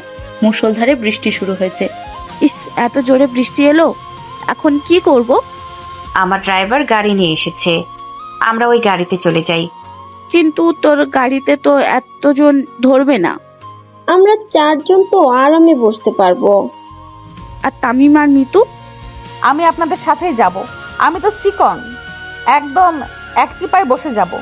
আরে না, চাপাচাপি করে যাওয়ার কি দরকার? তামিম তো আছেই। তামিম আর তুই মিতুকে নিয়েই একটা রিক্সা বা কিছু একটা ম্যানেজ করে আয়। আপু, আমি ওনার সাথে যাব না। কেন যাবি না? তামিম তো তোকে খেয়ে ফেলবে না। আমরা এগোচ্ছি, তোরা আয়। নীলার বান্ধবীরা দ্রুত যারাদের গাড়িতে উঠে বেরিয়ে গেল। মিতুর আগে ফুলতে ফুলতে শপিং মলের পোর্টিকে দাঁড়িয়ে রইল। তামিম বৃষ্টিতে একটু ভিজে একটা হুড তোলা রিক্সা রেখে আনলো। চলুন মিতু, রিক্সা পেয়েছি। আমি রিক্সায় যাব না, আমার বৃষ্টিতে ভিজতে ইচ্ছে করছে না। উড়ে তো আর যেতে পারবেন না, রিক্সার হুড তোলা আছে, ভিজবেন না। তাড়াতাড়ি উঠুন। উপায় না দেখে মিতু বিরক্ত হয়ে রিক্সায় গিয়ে বসলো। তামিমও তার পাশে বসলো, তবে একটু দূরত্ব বজায় রেখে। রিক্সা চলতে শুরু করলো। বৃষ্টির ছাট বাতাসের সাথে উড়ে এসে রিক্সার ভেতরে ঢুকছে। মিতুর পরনে একটা পাতলা কুর্তি থাকায় সে শীতে কাঁপতে শুরু করলো। সে হাত দুটো বুকের কাছে গুটিয়ে নিয়ে নিজেকে গরম রাখার চেষ্টা করছে। শীত লাগছে আপনার? না, আমার আবার কিসের শীত? শীত না লাগলে কাঁপছেন কেন? আমি কাঁপছি না, রিক্সাটা লাফাচ্ছে তাই মনে হচ্ছে। রিক্সা লাফাচ্ছে বলে আপনার দাঁতে দাঁত বাড়ি খাচ্ছে? আপনি বেশি কথা বলেন, চুপ করে বসে থাকুন তো। তামিম কোনো কথা না বলে নিজের গায়ে থাকা ডেনিম জ্যাকেটটা খুলে দিল। তারপর খুব সন্তর্পণে সেটা মিতুর কাঁধের উপর জড়িয়ে দিল। কি করছেন আপনি? আমার লাগবে না। চুপচাপ বসে থাকুন, বেশি জেদ করবেন না। আপনার তো শীত লাগবে। আমার শীত লাগবে না, আমি ছেলেদের মানুষ, আমার গায়ে অনেক গরম। বাজে কথা বলবেন না, জ্যাকেটটা নিন। মিতু, আমি বলেছি না চুপ করে বসে থাকতে? আপনি শীতে কাঁপলে আপনার আপু আমাকে বকবে। তামিমের এই অধিকার খাটানো কথায় মিথু এবার আর প্রতিবাদ করলো না। সে জ্যাকেটটা নিজের গায়ে ভালো করে জড়িয়ে দিল। জ্যাকেটের ভেতর থেকে আসা তামিমের পারফিউমের হালকা সুবাস মিতুর মনটাকে অদ্ভুত এক শান্তিতে ভরিয়ে দিল। Thank you. কিছু বললেন? শুনতে না পেলে সমস্যা নেই, আমি দ্বিতীয়বার বলি না। আমি শুনতে পেয়েছি, কিন্তু আপনার মুখে থ্যাংক ইউ শব্দটা খুব অদ্ভুত লাগছে। অদ্ভুত লাগার কি আছে? কেউ উপকার করলে তো থ্যাংক ইউ বলতে হয়। আপনার তো আবার ইগোর পাহাড়, থ্যাংক ইউ বললে যদি পাহাড় ধসে পড়ে? আপনি জ্যাকেটটা দিয়ে কি আমাকে খোটা দেওয়ার লাইসেন্স পেয়ে গেছেন? খোটা কোথায় দিলাম? আমি তো জাস্ট অবাক হলাম। মিতু তামিমের দিকে তাকিয়ে খুব মিষ্টি করে একটু হাসলো। তামিমের মনে হলো এই বৃষ্টির বিকেলের চেয়েও মিতুর ওই হাসিটা বেশি সুন্দর। রিক্সাটা বৃষ্টির শব্দ ছাপিয়ে ধানমন্ডির দিকে এগোতে লাগলো। সন্ধ্যা 6টা। বৃষ্টি কিছুটা কমে এসেছে, তবে রাস্তা এখনো ভেজা। রিক্সা এসে দাঁড়ালো তামিমদের বাড়ি গেটে। নামুন, চলে এসেছি। মিতু জ্যাকেটটা গায়ে দিয়ে রিক্সা থেকে নামলো। তার হাতে দুটো ছোট শপিং ব্যাগ। তামিম ভাড়া মেটাচ্ছিল। ঠিক সেই মুহূর্তে রাস্তা দিয়ে তীব্র গতিতে একটা কালো রঙের এসইউভি গাড়ি তাদের পাশ কাটিয়ে চলে গেল। রাস্তার জমে থাকা পানি ছিটকে পড়লো গেটের পাশে। উফ, কি অসভ্য ড্রাইভার। মিতু বিরক্ত হয়ে গাড়িটার দিকে তাকালো। গাড়িটার পেছনের জানলার গ্লাস অর্ধেক নামানো ছিল। ভেতরে বসা মানুষটার মুখটা এক ঝলক দেখতে পেল মিতু। ওই একটা পলকেই মিতুর পুরো পৃথিবী যেন থমকে গেল। তার হাতের আঙুলগুলো আলগা হয়ে গেল। শপিং ব্যাগটা দুটো ধপ করে কাদার মধ্যে পড়ে গেল। আরে মিতু, ব্যাগগুলো ফেলে দিলেন কেন? মিতু কোনো উত্তর দিল না। তার দুটো চোখ বড় বড় হয়ে গেছে। সে ঘন ঘন শ্বাস নিচ্ছে। তার সারা শরীর থরথর করে কাঁপছে, তবে সেটা শীতের কারণে নয়। মিতু, কি হয়েছে আপনার? আপনি কাঁপছেন কেন? সে এখানে। কে এখানে? আপনি কার কথা বলছেন? আমি, আমার দম বন্ধ হয়ে আসছে। মিতু, আমার দিকে তাকান। কি হয়েছে আমাকে বলুন। মিতু তামিমের কথায় কোনো কান দিল না। সে কোনো দিক না তাকিয়ে পাগলের মতো দৌড়ে বাইরের গেট পেরিয়ে ভেতরে চলে গেল। তামিম হতভম্ব হয়ে দাঁড়িয়ে রইল। সে দ্রুত ঘুরে সেই কালো গাড়িটার দিকে তাকালো, কিন্তু গাড়িটা ততক্ষণে রাস্তার মোড় ঘুরে অন্ধকারে মিলিয়ে গেছে। তামিমের মনে একটা গভীর প্রশ্নের জন্ম হলো। কে ছিল ওই গাড়িতে, যাকে দেখে অহংকারী মিতু এক নিমিষে এমন পাথর হয়ে গেল? গাড়িটা দেখার পর মিতু সোজা নিজের রুমে গিয়ে দরজা আটকে দিয়েছে। রাতে মাথা ব্যথার অজুহাতে ডিনারও করেনি সে। আর তামিমের শত ডাকাডাকিতেও সাড়া দেয়নি। তামিম সারা রাত চিন্তায় ছটফট করেছে, কিন্তু মিতুকে আর বিরক্ত করেনি। এরপর কেটে গেছে পুরো একটা দিন। আজ তামিমের বাবা মায়ের বিবাহবার্ষিকী উপলক্ষে পার্টির আয়োজন করা হয়েছে। বাড়িতে আত্মীয় স্বজনে ভরপুর এক জমজমাট সন্ধ্যা। রাত 8টার দিকে ড্রয়িং রুম একদম লোক। পাড়ার এক বয়স্ক আন্টি ফিরোজা বেগম সোফায় বসে মিতুকে তীক্ষ্ণ দৃষ্টিতে পর্যবেক্ষণ করছে। নীলামা, তোর এই ছোট্ট বোনটা তো দেখছি মাশাআল্লাহ একদম ডাগর ডুগুর হয়ে গেছে। হ্যাঁ আন্টি, ও তো এখন ইউনিভার্সিটিতে পড়ে, বড় তো হবেই। তা পড়াশুনো তো অনেক হলো, এবার বিয়ের চিন্তা কিছু করেছিস নাকি তোরা? ওর বিয়ের এখনো অনেক দেরি আন্টি। ও পড়াশোনা শেষ করবে, নিজের পায়ে দাঁড়াবে। আরে রাগ তোর নিজের পায়ে দাঁড়ানো, মেয়েদের আসল পা তো শ্বশুর বাড়ি। আন্টি, আজকাল যুগ বদলেছে। মিতুর বাবা মা ওকে এত তাড়াতাড়ি বিয়ে দেবে না। তোর মাকে একটু ভিডিও কল দে তো, আমি নিজেই কথা বলি। আমার কানাডা প্রবাসী ভাইপো সুজনের জন্য একদম পারফেক্ট মেয়েটা। নীলা বাধ্য হয়ে মিতুর মাকে ভিডিও কল দেয়। ফিরোজ আন্টি ফোন হাতে নিয়ে নিজের ভাইপোর গুণগান গাইতে শুরু করেন। দূর থেকে তামিম আর তার দুই বন্ধু রনি ও ফয়সাল এই দৃশ্য দেখে প্রমাদ গোনে। দোস্ত, সর্বনাশ হয়ে গেল তো। এই আন্টি তো দেখছি মিতুকে কানাডায় পার্সেল করে দেবে। ভাই, তুই এতক্ষণ কি ঘাস কাটছিলি? যা গিয়ে ঠেকা। কিভাবে ঠেকাবো? মা, বাবা, আত্মীয় স্বজন সবাই বসে আছে। আমি কি গিয়ে আন্টির হাত থেকে ফোন কেড়ে নেব? ফোন কাটতে হবে না, তুই আন্টিকে সাইজ কর। দাঁড়া, আমি একটা প্ল্যান করছি। তাড়াতাড়ি কর ভাই।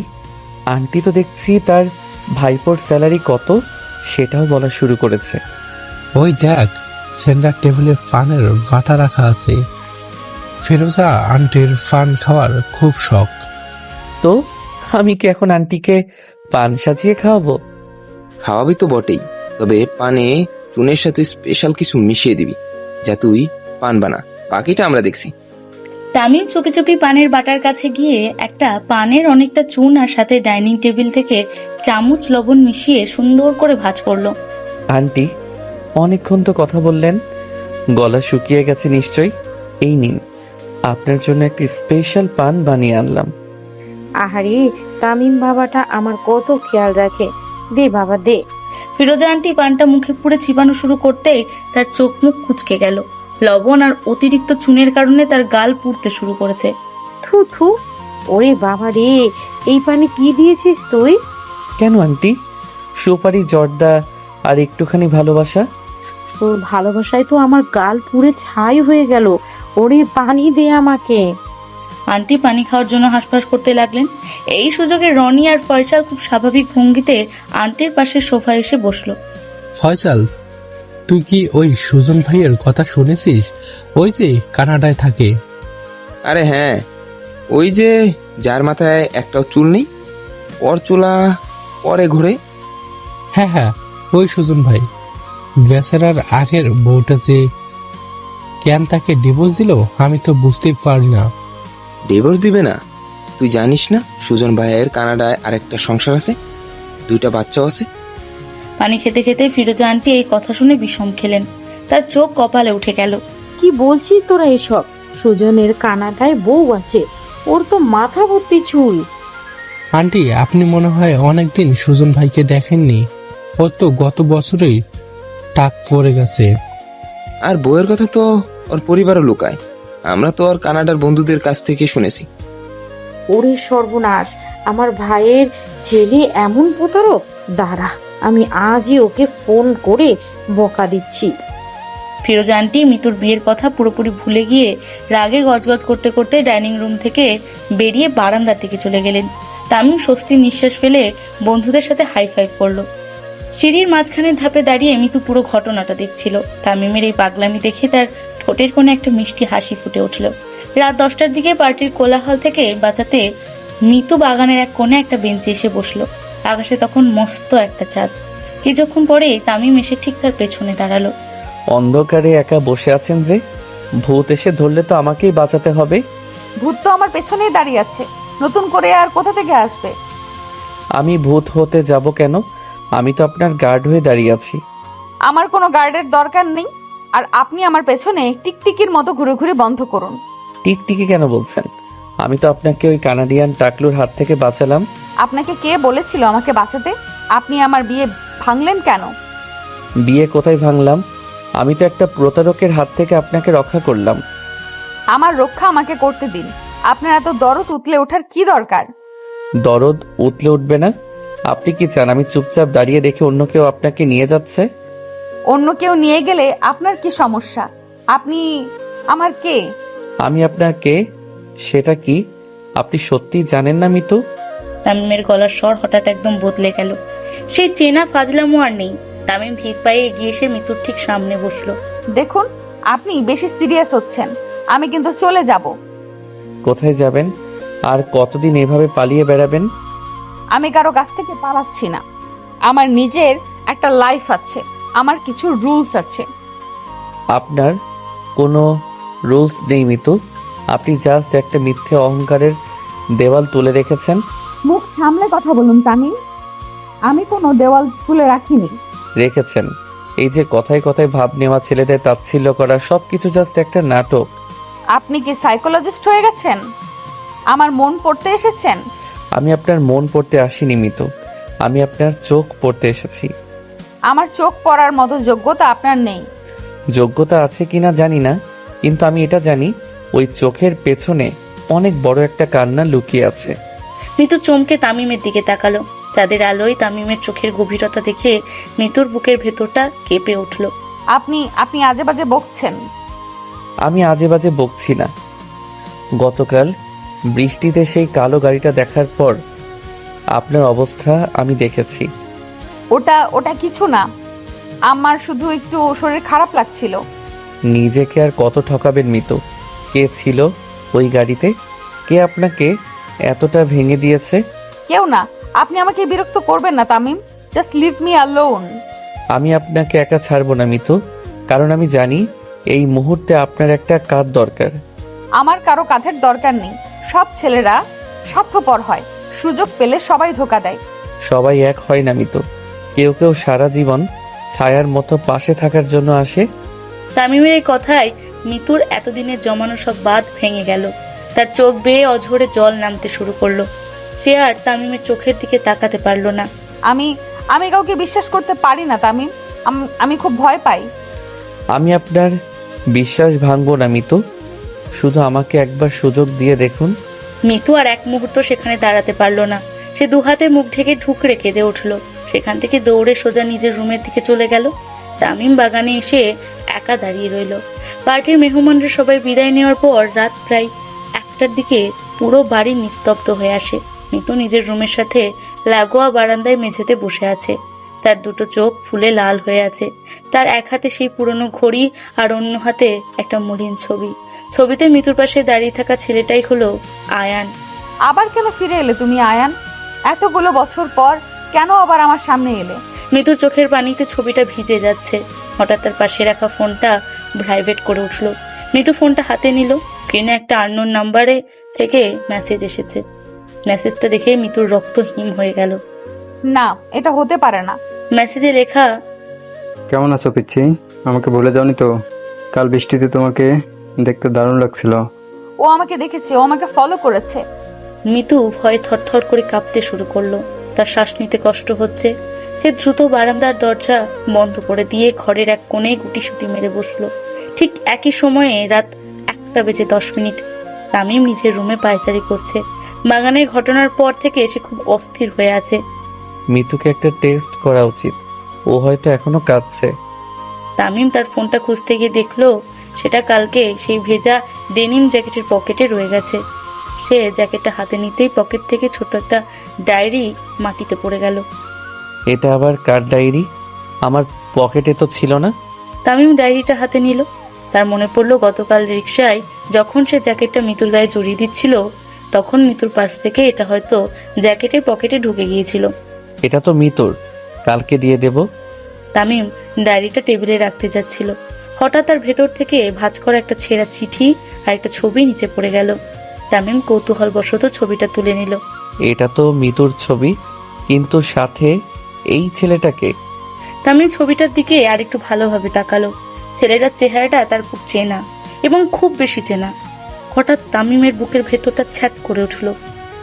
আয়ান, এ তো আয়ান ভাইয়া। তামিমের হাত থেকে ফোনটা ধপ করে ফ্লোরে পড়ে গেল। তার চোখের সামনে পুরো পৃথিবীটা যেন ঘুরতে শুরু করেছে। আয়ান ভাইয়া মিতুর সাথে কি করছে?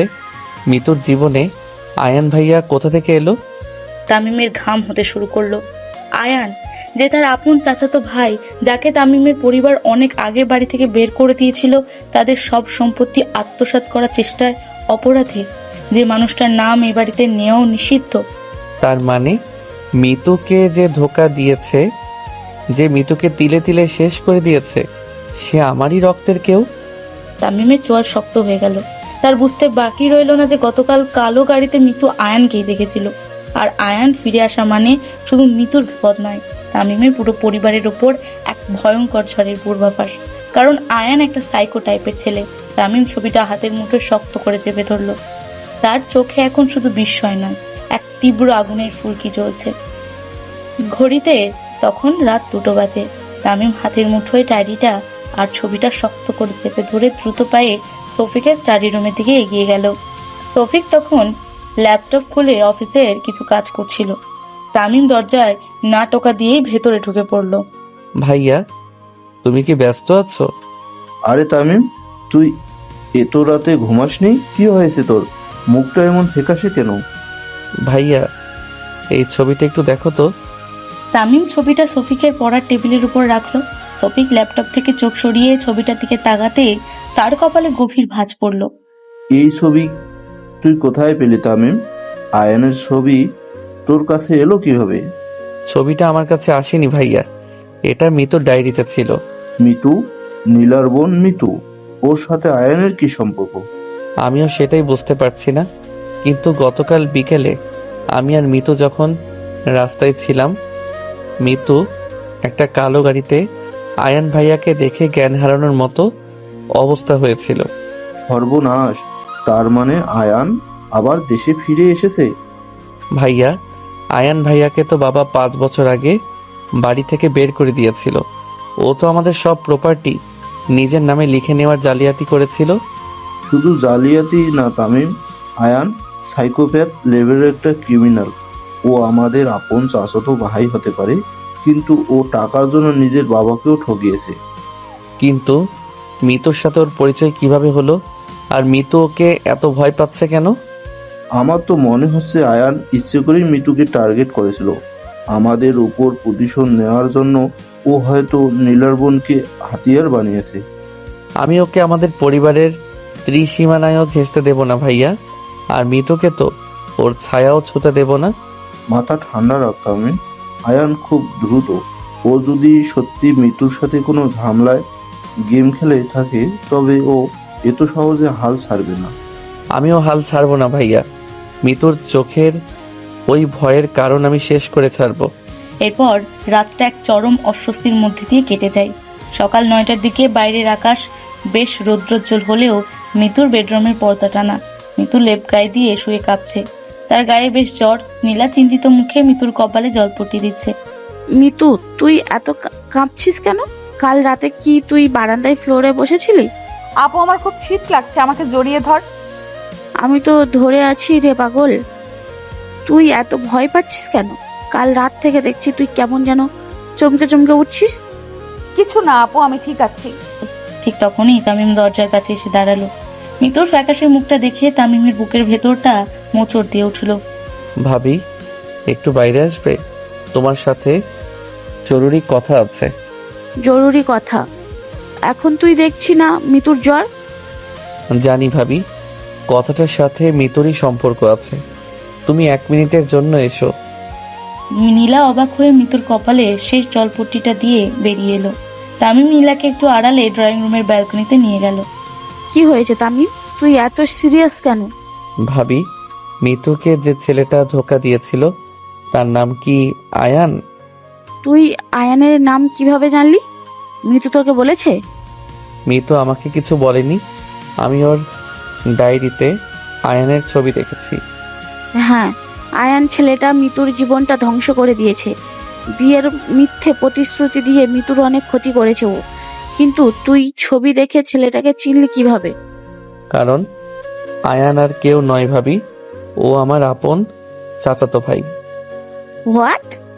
তুই কি বলছিস তামিম? আয়ান তোর ভাই? হ্যাঁ ভাবি, 5 বছর আগে ও বাবার সই জাল করে কোম্পানির শেয়ার হাতিয়ে নিতে চেয়েছিল। ধরা পড়ার পর বাবা ওকে ঘাড় ধাক্কা দিয়ে বের করে দেয়। ইয়া আল্লাহ, মিতু তো এই কথা আমাকে কখনো বলেনি। ও হয়তো জানতোই না আয়ান তোদের আত্মীয়। আয়ান ভাইয়া ইচ্ছা করেই নিজের পরিচয় লুকিয়েছে ভাবি। ও আসলে আমাদের ক্ষতি করার জন্যই মিতুকে ব্যবহার করেছে। আমার বোনটার তাহলে কি হবে তামিম? ও তো আয়ানকে দেখলেই ভয়ে গুটিয়ে যায়। আমি থাকতে মিতুর একটা চুলও কেউ ছুঁতে পারবে না ভাবি। আমি ওর সব ভয় দূর করব। শোন তামিম, মিতুর ওই অহংকার আর ভাব নেওয়াটা ওর একটা ঢাল মাত্র। তুই যদি সত্যিই ওকে ভালোবাসিস তবে সামাজিক সম্মান বজায় রেখে ওকে এই অন্ধকার থেকে বের করে আন। আমি প্রমিস করছি ভাবি, মিতুর চোখে আমি আর 1 ফোঁটা পানিও আসতে দেব না। বেলা দুপুর 12টা। তামিমদের বাড়ির পেছনের গ্যারেজে একটা জরুরি মিটিং বসেছে। তামিম, রনি, ফয়সাল এবং মিতুর 2 বান্ধবী তুলি ও যারা সেখানে উপস্থিত। দোস্ত, তুই আমাদের এখানে কেন ডাকলি? কোনো সিক্রেট মিশন নাকি? হ্যাঁ, সিক্রেট মিশনই বলতে পারিস। আয়ান নামের ওই কালসাপটা আবার ফিরে এসেছে। আয়ান, ওই অসভ্য ছেলেটা, ও তো মিতুর লাইফটা হেল করে দিয়েছিল। ও শুধু মিতুর এক্স না তুলি, ও আমার আপন চাচাতো ভাই, আমাদের পরিবারের চরম শত্রু। মাই গড, এটা তো পুরো সিনেমার স্টোরি। এখন আমরা কি করব? আমরা একটা অ্যান্টি আয়ান স্কোয়াড বানাবো। ওর প্রতিটি মুভমেন্টে নজর রাখতে হবে। তুই কোনো চিন্তা করিস না, আমি জেমস ব্র্যান্ডের মতো শপিং করব, কেউ টেরও পাবে না। আপনি স্পাইং করবেন? আপনি তো ম্যানিকুইনের সাথে ধাক্কা খেয়ে পড়ে যান। আপনি স্পাইং হলে মিশন প্রথম দিনই ফ্লপ। হ্যালো, এক্সকিউজ মি, ম্যানকুইনের ব্যাপারটা একটা দুর্ঘটনা ছিল। আমার মতো স্মার্ট ছেলে এই গ্যাংকে আর একটাও নেই। স্মার্টনেস তো আপনার চশমার গ্লাসেই আটকে আছে। স্পাইংটা আমি করব। মেয়েরা ডিটেকটিভ হিসেবে অনেক বেটার। তোরা কি এখন এই গ্যারেজে বসে ঝগড়া করবি? তামিম ভাই সিরিয়াস কথা বলছে। আয়ান যে কোনো সময় এই বাড়িতে আসতে পারে। ও বাবার ইমোশন নিয়ে খেলার চেষ্টা করবে। আমাদের অ্যালার্ট থাকতে হবে। মিতু কি জানে যে আমরা এসব প্ল্যান করছি? না, ও কিছু জানে না। ওকে কিছু জানানোর দরকারও নেই। ও এমনিতেই অনেক ট্রমাতে আছে। বিকেল 4টের দিকে বাড়িটা বেশ নীরব। মিতুর জ্বর কিছুটা কমেছে। সে গলা শুকিয়ে আসায় পানি খেতে ধীর পায়ে রান্নাঘরে এলো। মিতু জগ থেকে গ্লাসে পানি ঢালতে যাবে, ঠিক তখন রান্নাঘরের দরজা দিয়ে তামিম ঢুকলো। তামিমকে দেখেই মিতুর চোখ কিছুটা অস্বস্তি ফুটে উঠল। আপনি একটু সরুন, আমি যাব। আমি তো আপনার রাস্তা আটকে দাঁড়াইনি। আপনি চাইলে পাশ দিয়ে যেতে পারেন। আমি পাশ দিয়ে যেতে চাই না, আপনি সরুন বলছি। মিতু ইগো দেখিয়ে তামিমকে পাশ কাটিয়ে যেতে নিলে কিন্তু তামিম হঠাৎ একটু সামনে এগিয়ে এসে মিতুর পথটা আটকে দাঁড়ালো। কি করছেন কি আপনি? তামিম কোনো কথা বলল না। সে খুব সাবলীলভাবে নিজের ডান হাতটা বাড়িয়ে মিতুর কপালের উপর রাখলো। মিতু চমকে পিছিয়ে যেতে নিল। তামিমের স্পর্শে সে থমকে গেল। জ্বর তো এখনো পুরোপুরি নামেনি, আপনি বিছানা থেকে উঠলেন কেন? আমার আমার পানি তেষ্টা পেয়েছিল। আমাকে ডাকলেই পারতেন, আমি দিয়ে আসতাম। আমি আপনার কাজের মেয়ে নাকি যে আপনাকে ডাকবো? কাজের মেয়ে হতে যাবেন কেন? আপনি তো এই বাড়ির মহারানী। মিতু তামিমের চোখের দিকে তাকালো। তামিমের দৃষ্টিতে কোনো ফাজলামো নেই, আছে এক গভীর মায়া। মিতুর বুকের ভেতরটা আবার ধুকপুক করে উঠল। চুলগুলো তো একদম এলোমেলো হয়ে আছে। তামিম খুব আলতো করে মিতুর মুখের উপর পড়া কয়েকটা অবাধ্য চুলের গোছা কানের পেছনে গুজে দিল। মিতু কোনো প্রতিবাদ করলো না। আপনি আমাকে এত কেয়ার করছেন কেন তামিম? কেয়ার করার জন্য কি কোনো কারণ লাগে? লাগবে তো, বিনা কারণে কেউ কারো কাছে আসে না। আমি কারণ ছাড়াই আসতে চাই, আপনি কি আমাকে সেই জায়গাটা দেবেন? মিতু দ্রুত চোখ নামিয়ে নিল। সে পানির গ্লাসটা হাতে নিয়ে কোনো কথা না বলে রান্নাঘর থেকে বেরিয়ে গেল। তামিম তার যাওয়ার দিকে তাকিয়ে একটা তৃপ্তির হাসি হাসলো। পরের দিন সকাল 11টা। তামিমদের ড্রয়িং রুমে পরিবারের সবাই বসে চা খাচ্ছে। হঠাৎ কলিং বেল বেজে উঠল। কাজের মেয়ে জমিলা দরজা খুলে দিতেই ড্রয়িং রুমে পিন পতন নীরবতা নেমে এলো। দরজার সামনে স্যুট প্যান্ট পরা এক সুদর্শন যুবক দাঁড়িয়ে আছে। তার মুখে একটা নকল বিনয়ের হাসি। সে হলো আয়ান। আসসালামু আলাইকুম চাচাজান, কেমন আছেন? আয়ান, তুই এই বাড়িতে কি মনে করে? আমি ক্ষমা চাইতে এসেছি চাচাজান। গত 5 বছর আমি দেশের বাইরে অনেক কষ্ট করেছি। আমি আমার ভুল বুঝতে পেরেছি। আয়ান এগিয়ে এসে হঠাৎ তামিমের বাবার পা জড়িয়ে ধরে কাঁদতে শুরু করলো। তামিমের মা সালমা বেগম ইমোশনাল হয়ে পড়লেন। আহা, কাঁদছিস কেন বাবা? ওর ভুল তো মানুষই করে। চাচি আম্মা, আপনারা আমাকে মাফ না করলে আমি মরেই যাব। আমি একদম বদলে গেছি। সফিক আর তামিম সোফায় বসে শক্ত মুখে এই নাটক দেখছে। ঠিক তখনই সিঁড়ির কাছে এসে মিতু দাঁড়ালো। আয়ানকে দেখে মিতুর হাত থেকে পানির গ্লাসটা ধপাস করে ফ্লোরে পড়ে গেল। আরে মিতু, তুমি এখানে কেমন আছো? মিতু কোনো কথা না বলে কাঁপতে কাঁপতে উল্টো দিকে ঘুরে দৌড়ে আবার নিজের রুমে চলে গেল। আয়ান আর চোখে তামিমের দিকে তাকিয়ে একটা শয়তানি হাসি দিল। তামিমের হাত দুটো রাগে মুঠো হয়ে গেল। দুপুর 2টোর দিকে ডাইনিং টেবিলে সবাই খেতে বসেছে। আয়ান ঠিক মিতুর উল্টো দিকে চেয়ারটায় বসেছে। মিতু ভয়ে চোখ তুলে তাকাতেই পারছে না। তা মিতু, শুনলাম তুমি নাকি এই বাড়িতে থাকতে এসেছো। খুব ভালো। আয়ান ভাইয়া, আপনি নিজের খাবারে ফোকাস করুন। অন্যদের প্লেটে তাকানোর স্বভাবটা দেখছি আপনার এখনো যায়নি। আরে তামিম, তুই তো দেখছি বড় হয়ে গেছিস। আমি তো জাস্ট মিতুর সাথে একটু কথা বলছিলাম। ঠিক সেই সময় ফয়সাল আর যারা জগ নিয়ে টেবিলে এলো পানি দেওয়ার জন্য। যারা হাতে আয়নের জন্য একটা স্পেশাল বাটি। আয়ান ভাইয়া, এই নিন আপনার জন্য স্পেশাল চিকেন স্যুপ। আরে বাহ, তোমরা তো দেখছি আমার খুব যত্ন নিচ্ছ। Thank you. আয়ন স্যুপের বাটিটা নিয়ে এক চামচ মুখে দিল। স্যুপে ফয়সালরা প্রচুর পরিমাণে কাঁচা মরিচের পেস্ট আর পেট খারাপের ওষুধ জোলাপ মিশিয়ে রেখেছিল। স্যুপটা মুখে দিতেই আয়নের চোখ বড় বড় হয়ে গেল। পানি, উফ, পানি দে। কি হলো ভাইয়া, স্যুপ কি বেশি টেস্টি হয়ে গেছে? ঝাল, আমার কান দিয়ে ধোয়া বেরোচ্ছে। আয়ন কাঁচতে কাঁচতে মুখ লাল করে ফেললো।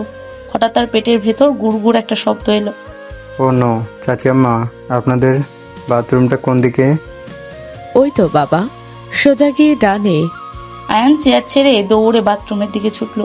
ফয়সাল আর যারা হাই ফাইভ করে হাসতে লাগলো। মিতু এত টেনশনের মধ্যেও নিজের হাসি আটকাতে পারলো না। তামিম মিতুর হাসি মুখ দেখে স্বস্তির নিঃশ্বাস ফেললো। বিকেল 5টা, রোদ পড়ে গিয়ে একটা মিষ্টি আবহাওয়া। মিতু ছাদে কাপড় নিতে এসেছিল। হঠাৎ ছাদের দরজা আটকে দিয়ে আয়ান সেখানে দাঁড়ালো।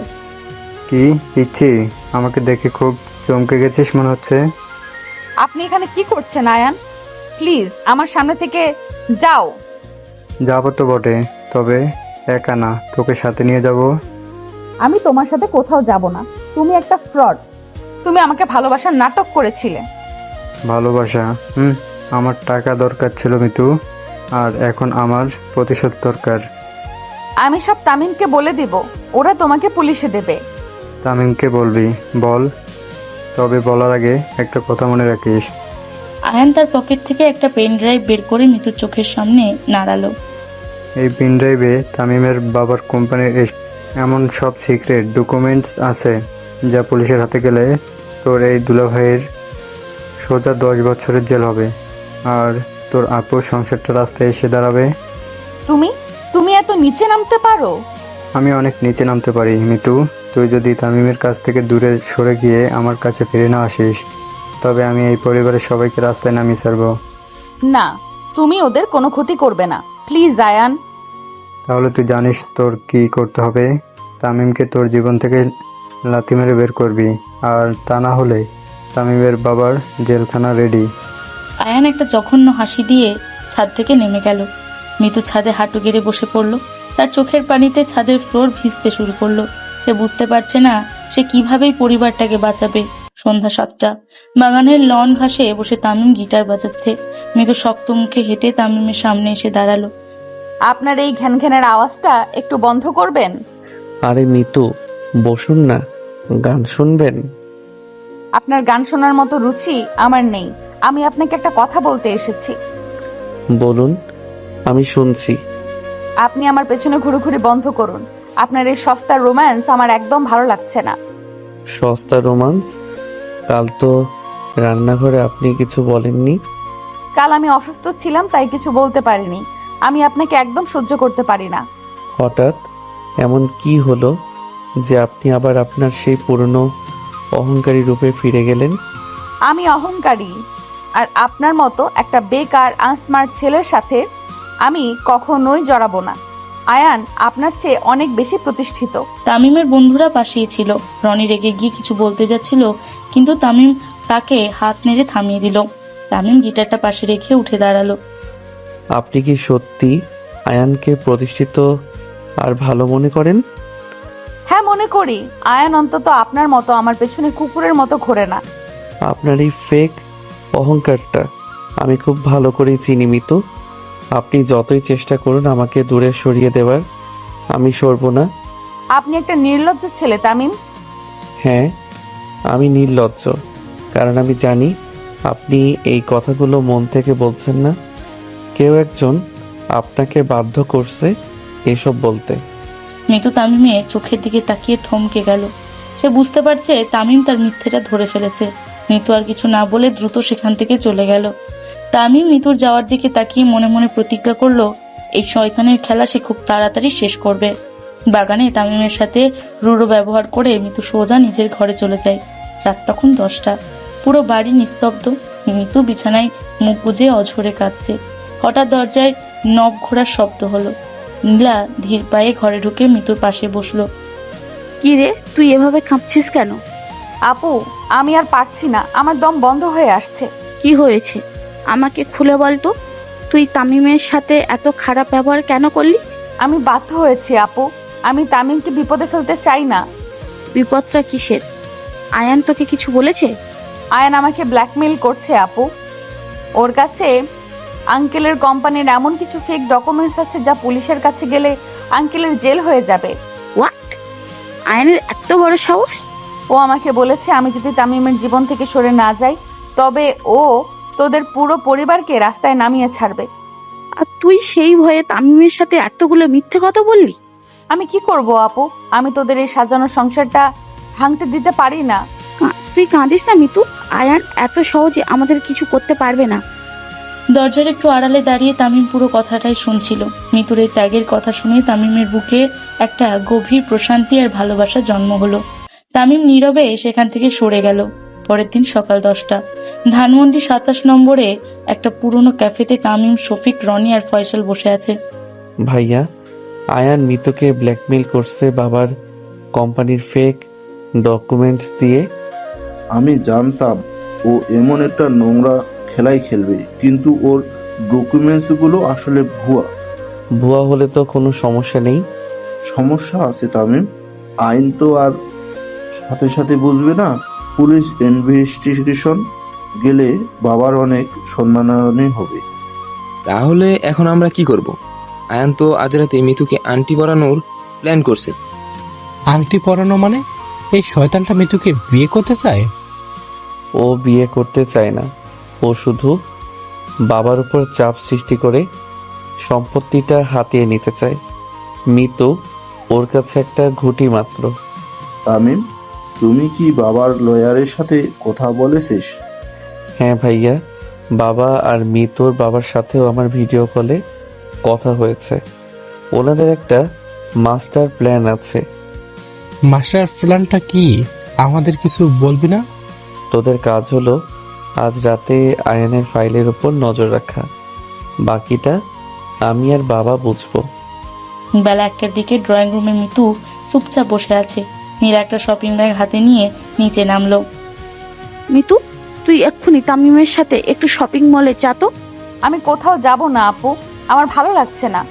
ভালো না লাগলেও যেতে হবে। আজ রাতে বাড়িতে ছোট্ট একটা অনুষ্ঠান আছে, তোর জন্য একটা শাড়ি কেনা দরকার। অনুষ্ঠান মানে? কিসের অনুষ্ঠান? সেটা তুই রাতে দেখতে পাবি। এখন তামিম বাইরে গাড়িতে ওয়েট করছে, তুই যা। মিতু বাধ্য হয়ে একটা সাধারণ সালোয়ার কামিজ পরে বাইরে বেরিয়ে গাড়িতে গিয়ে বসলো। তামিম নীরবে গাড়ি চালাতে শুরু করলো। আপনি গাড়ি এদিক দিয়ে কেন নিচ্ছেন? শপিং মল তো অন্য রাস্তায়। আমরা শপিং মলে যাচ্ছি না মিতু। যাচ্ছি না মানে? তাহলে কোথায় নিয়ে যাচ্ছেন আমাকে? একটু পরেই দেখতে পাবেন। গাড়িটা একটা নিরিবিলি রাস্তায় এসে একটা কাজী অফিসের সামনে থামলো। কাজী অফিসের বাইরে রনি, ফয়সাল, তুলি আর যারা আগে থেকেই দাঁড়িয়ে আছে। কাজী অফিস? আমরা এখানে কি করছি তামিম? গাড়ি থেকে নামুন মিতু, আমি সব বলছি। মিতু কাঁপতে কাঁপতে গাড়ি থেকে নামলো, তার চোখে রাজ্যের বিস্ময়। আমি সব জানি মিতু, আয়ান আপনাকে কিভাবে ব্ল্যাকমেল করেছে আমি সব শুনেছি। আপনি জানেন? হ্যাঁ জানি, আর আমি আপনাকে একা এই লড়াইটা লড়তে দেব না। আপনি বুঝতে পারছেন না তামিম, আয়ান আপনাদের সব শেষ করে দেবে। আয়ান আমার কিচ্ছু করতে পারবে না, কিন্তু আমি ওকে আপনার ত্রিসীমানায় আর ঘেঁষতে দেব না। কিভাবে আটকাবেন ওকে? ওর কাছে তো প্রমাণ আছে। আমি আপনাকে আইনিভাবে ওর কাছ থেকে দূরে নিয়ে যাব। মিতু, আপনি কি আমাকে বিশ্বাস করেন? আমি আপনাকে বিশ্বাস করি তামিম, কিন্তু আমি আপনার পরিবারের ক্ষতি হতে দিতে পারি না। আমাদের পরিবারের কিচ্ছু হবে না, আপনি শুধু একবার হ্যাঁ বলুন। মিতু আর নিজেকে আটকে রাখতে পারলো না, সে হাউমাউ করে কেঁদে তামিমকে জড়িয়ে ধরলো। আমি খুব ভয় পেয়েছিলাম তামিম। আর ভয় নেই, এবার এই মহারানীকে আমি সারা জীবনের জন্য আমার পিতৃ বউ বানিয়ে নেব। বন্ধুদের সাক্ষী রেখে খুব সাধারণ কিন্তু গভীর আবেগের মধ্যে দিয়ে কাজী অফিসে তামিম আর মিতুর বিয়ে সম্পন্ন হলো। মিতুর মুখে অনেকদিন পর একটা স্বস্তির হাসি ফুটলো। বিকেল 4টের দিকে তামিম আর মিতু বাড়িতে ফিরে দেখে ড্রয়িং রুমে এক থমথমে পরিবেশ। তামিমের বাবা মা সোফায় বসে আছেন, আর তাদের সামনে আয়ান বসে আছে খুব গম্ভীর মুখে। দাদাজান, আমি মিতুকে অনেক আগে থেকে চিনি, আমি ওকে বিয়ে করতে চাই। কি বলছিস তুই আয়ান? মিতু তো অনেক ছোট। ছোট কোথায় চাচি আম্মা, ও তো ভার্সিটিতে পড়ে, আর আমি আজ রাতেই ওকে আংটি পরাতে চাই। কিন্তু মিতুর বাবা মা তো দেশে নেই, ওদের না জেনে কিভাবে এটা করলি? সেটা আমি ম্যানেজ করে নেব। মিতু নিশ্চয়ই আমাকে ফেরাবে না, তাই না মিতু? মিতু মাথা নিচু করে চুপচাপ দাঁড়িয়ে রইল। তামিম আর চোখে আয়নের দিকে তাকিয়ে একটা তাচ্ছিলের হাসি হাসলো, কিন্তু মুখে কিছু বলল না। রাত 8টায় তামিমদের বাড়ির বাগানে বেশ সুন্দর একটা আয়োজন করা হয়েছে। পাড়ার সেই ঘটক ফিরোজা আন্টিও আবার হাজির হয়েছেন। আয়ান একটা দামি স্যুট পরে স্টেজের কাছে দাঁড়িয়ে আছে, তার হাতে একটা লেদার ফাইল। রনি আর তুলি ওয়েটারের বেশ ধরে আয়নের পেছন পেছন ঘুরছে। রনি ভাই, ওই ফাইলটার ভেতরে সব ফেক ডকুমেন্ট আছে, ওটা সরাতে হবে। আমি সবার কিভাবে? ওই টাকলু তো ফাইলটা হাতছাড়া করছেই না। আপনি একটু বুদ্ধি খাটান, যান ওর গায়ে একটু জুস ফেলে দিন। আইডিয়া খারাপ না, মেয়েদের মাথায় মাঝে মাঝে ভালো বুদ্ধি আসে।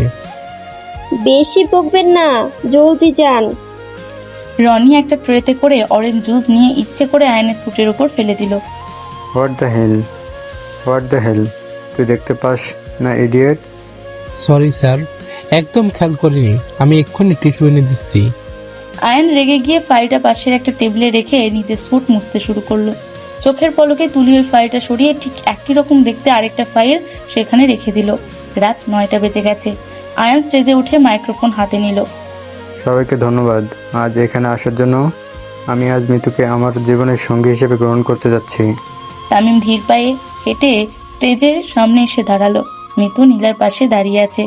আয়ান ভাইয়া, আপনি মনে হয় একটু তাড়াহুড়া করছেন। মিতু আপনাকে বিয়ে করবে না। তুই মাঝখানে কথা বলার কে তামিম? মিতু আমাকে ভালোবাসে। ভালোবাসে নাকি আপনি ওকে ব্ল্যাকমেইল করছেন আপনার ওই ফাইলটা দিয়ে? তামিমের কথায় উপস্থিত সবাই চমকে গেল। তামিমের বাবা মাও অবাক হয়ে তাকালেন। আয়নের মুখটা রাগে লাল হয়ে গেল। তুই যখন জেনে গেছিস তাহলে সবার সামনে বলি, হ্যাঁ আমার কাছে প্রমাণ আছে চাচাজান কিভাবে আমার বাবার সম্পত্তি জালিয়াতি করেছিল। আয়ান, তুই কিন্তু নিজের সীমা ছাড়িয়ে যাচ্ছিস। সীমা তো আপনি ছাড়িয়েছিলেন চাচাজান। আর যদি মিতু আমাকে আংটি না পরায় তবে এই ফাইলের সব ডকুমেন্টস আমি কাল সকালে পুলিশের কাছে দেব। আয়ন রাগে ফুঁসতে ফুঁসতে টেবিল থেকে ফাইলটা হাতে নিয়ে সবার সামনে খুলল, কিন্তু ফাইল খুলতেই তার চোখ কপালে উঠে গেল। এটা কি? এসব কি? ফাইলের ভিতর কোনো আইনি কাগজপত্র নেই। সেখানে রাখা আছে একটি রঙিন টম অ্যান্ড জেরির কমিক্স বই। কি হলো আয়ান ভাই, আপনার জালিয়াতির প্রমাণ কি ইঁদুর আর বিড়ালের গল্প? উপস্থিত সবাই হো হো করে হেসে উঠল। ফিরোজা আন্টিও পান চিবোতে চিবোতে হাসতে লাগলেন। আয়ন বোকা বনে গিয়ে তামিমের দিকে তাকালো। তুই আমার ফাইল চুরি করছিস? তাতে কি? অরিজিনাল কপি আমার ইমেলে আছে। তামিমের বাবা খুব শান্ত পায়ে স্টেজে উঠে এলেন, তার চোখে একটা বিজয়ী হাসি। তুই ভেবেছিলি আমি বোকা? তুই 5 বছর আগে যা করেছিলি আমি সব জানতাম। তুই বিদেশি বসের যে কোম্পানিতে শেয়ার কিনেছিলি, জানিস ওটা কার কোম্পানি? কার কোম্পানি মানে? ওটা তো একটা ফরেন ইনভেস্টমেন্ট ফার্ম। ওটা মিতুর বাবার কোম্পানি। আয়া, আমরা দুজন মিলে তোর সব শেয়ার কিনে নিয়েছি। তুই এখন পুরোপুরি দেউলিয়া। তোর ব্যাংক ব্যালেন্স এখন 0। আয়ন শোকে পাথর হয়ে গেল। তার হাত থেকে টম অ্যান্ড জেরির বইটা মাটিতে পড়ে গেল। সে বিশ্বাসই করতে পারছে না যে তাকে এমন ভাবে ফাঁদে ফেলা হয়েছে। আপনারা আমার সাথে গেম খেলছেন? গেম তো তুই শুরু করছিলি আয়ান, আমরা শুধু ফিনিশ করেছিলাম। আয়ন মরিয়া হয়ে পাগলের মতো মিতুর দিকে ছুটে গেল। সে মিতুর হাত ধরে সজোরে টান দিল। সম্পত্তি না পেলেও মিতুকে আমি নিয়ে যাব, ও আমার। মিতু এবার আর ভয় পেল না। সে এক ঝটকায় আয়নের হাত ছাড়িয়ে নিল। তারপর ডান হাত তুলে সপাটে আয়নের গালে একটা কষিয়ে চর বসিয়ে দিল। তোর মতো একটা রাস্তার ছেলের এত বড় সাহস যে তুই আমার গায়ে হাত দিস? মিতু, তুই আমাকে চড় মারলি। শুধু চর না, তোকে তো জুতো পেটা করা উচিত। তুই ভেবেছিস আমি তোর ভয়ে গুটিয়ে থাকবো? তুই আমার সাথে না গেলে তামিমের পরিবারকে আমি ছাড়বো না। তুই কিচ্ছু করতে পারবি না, কারণ আমার মতো মহারানীকে ছোঁয়ার যোগ্যতা তোর নেই। আমি অলরেডি কমিটেড। সবাই অবাক হয়ে মিতুর দিকে তাকালো। তামিম পকেট থেকে একটা কাগজ বের করে সবার সামনে তুলে ধরলো। ভাবির অহংকারী বোন এখন অফিসিয়ালি আমার পিচ্চি বউ। এটা আমাদের কাবিননামা। ড্রয়িং রুমে পিনপতন নীরবতা। ফিরোজা আন্টি খুশিতে একটা তালি দিয়ে উঠলেন। সফিক আর নীলা একে অপরের দিকে তাকিয়ে হাসলো। তোরা বিয়ে করেছিস? হ্যাঁ আয়ান ভাইয়া, আর আপনি যেহেতু আমাদের ফ্যামিলিকে থ্রেট দিয়েছেন তাই বাইরে পুলিশ ওয়েট করছে। ওরা আপনার যত্ন নেবে। দুজন পুলিশ অফিসার বাগানে ঢুকে আয়ানকে হাতকড়া পুড়িয়ে নিয়ে গেল। আয়ান মাথা নিচু করে অপমানিত হয়ে বেরিয়ে গেল। রাত 11টা। সব ঝামেলা শেষ। চাঁদের আলোয় তামিম আর মিতু ছাদে পাশাপাশি দাঁড়িয়ে আছে। ঠান্ডা বাতাস বইছে। বেশি ভাব নিবেন না তামিম সাহেব, আমি কিন্তু আপনাকে এমনিতেই বিয়ে করিনি। তাই নাকি? তাহলে কেন করেছেন? আমি জাস্ট আপনাদের পরিবারকে বাঁচানোর জন্য এই স্যাক্রিফাইসটা করেছি। ও আচ্ছা, স্যাক্রিফাইস। তাহলে কাজী অফিসে ওই যে আমাকে জড়িয়ে ধরে কাঁদছিলেন, ওটাও কি স্যাক্রিফাইস ছিল? ওটা তো আমি ভয়ে কেঁদেছিলাম। এর মধ্যে ভালোবাসার কিছুই নেই। আমিও তো ভালোবাসার কথা বলিনি। আমি তো এমনিই বিয়ে করেছি সারা জীবন আপনার এই অহংকারী ঝাড়ি শোনার জন্য। আপনার মতো একটা ফাজিল ছেলের সাথে আমার সারা জীবন কাটাতে হবে ভাবলেই আমার কান্না পাচ্ছে। কান্না পেলে কাঁদুন, তবে আমার বুকে মাথা রেখেই কাঁদতে হবে, কারণ আপনি এখন আমার। মিতু আর ইগো ধরে রাখতে পারলো না। সে লাজুক হেসে তামিমের বুকে আলতো করে মাথা রাখলো। তামিম মিতুকে আলতো করে জড়িয়ে ধরলো। ঠিক তখনই ছাদের দরজার কাছে একটা বিকট শব্দ হলো। রনি, ফয়সাল, তুলি আর যারা একটা বড় আতশবাজি ফুটিয়ে চিল্লিয়ে উঠলো। রে, মিশন সাকসেসফুল। মহারানী শেষমেশ ভণ্ড সাহেবের প্রেমে পড়েই গেল। তোদের তো আমি আজ ছাদ থেকে ফেলে দেব। সবসময় রোমান্টিক মোমেন্ট নষ্ট করিস। তামিম রেগে গিয়ে বন্ধুদের তাড়া করতে শুরু করলো। মিতু খিলখিল করে হাসতে লাগলো। তার সেই চঞ্চল, প্রাণবন্ত আর অহংকারী মিষ্টি হাসিটা আবার ফিরে এসেছে। তাদের আলোয় একটি সুন্দর, মিষ্টি আর ভালোবাসায় ভরপুর গল্পের এখানেই চমৎকার সমাপ্তি ঘটল।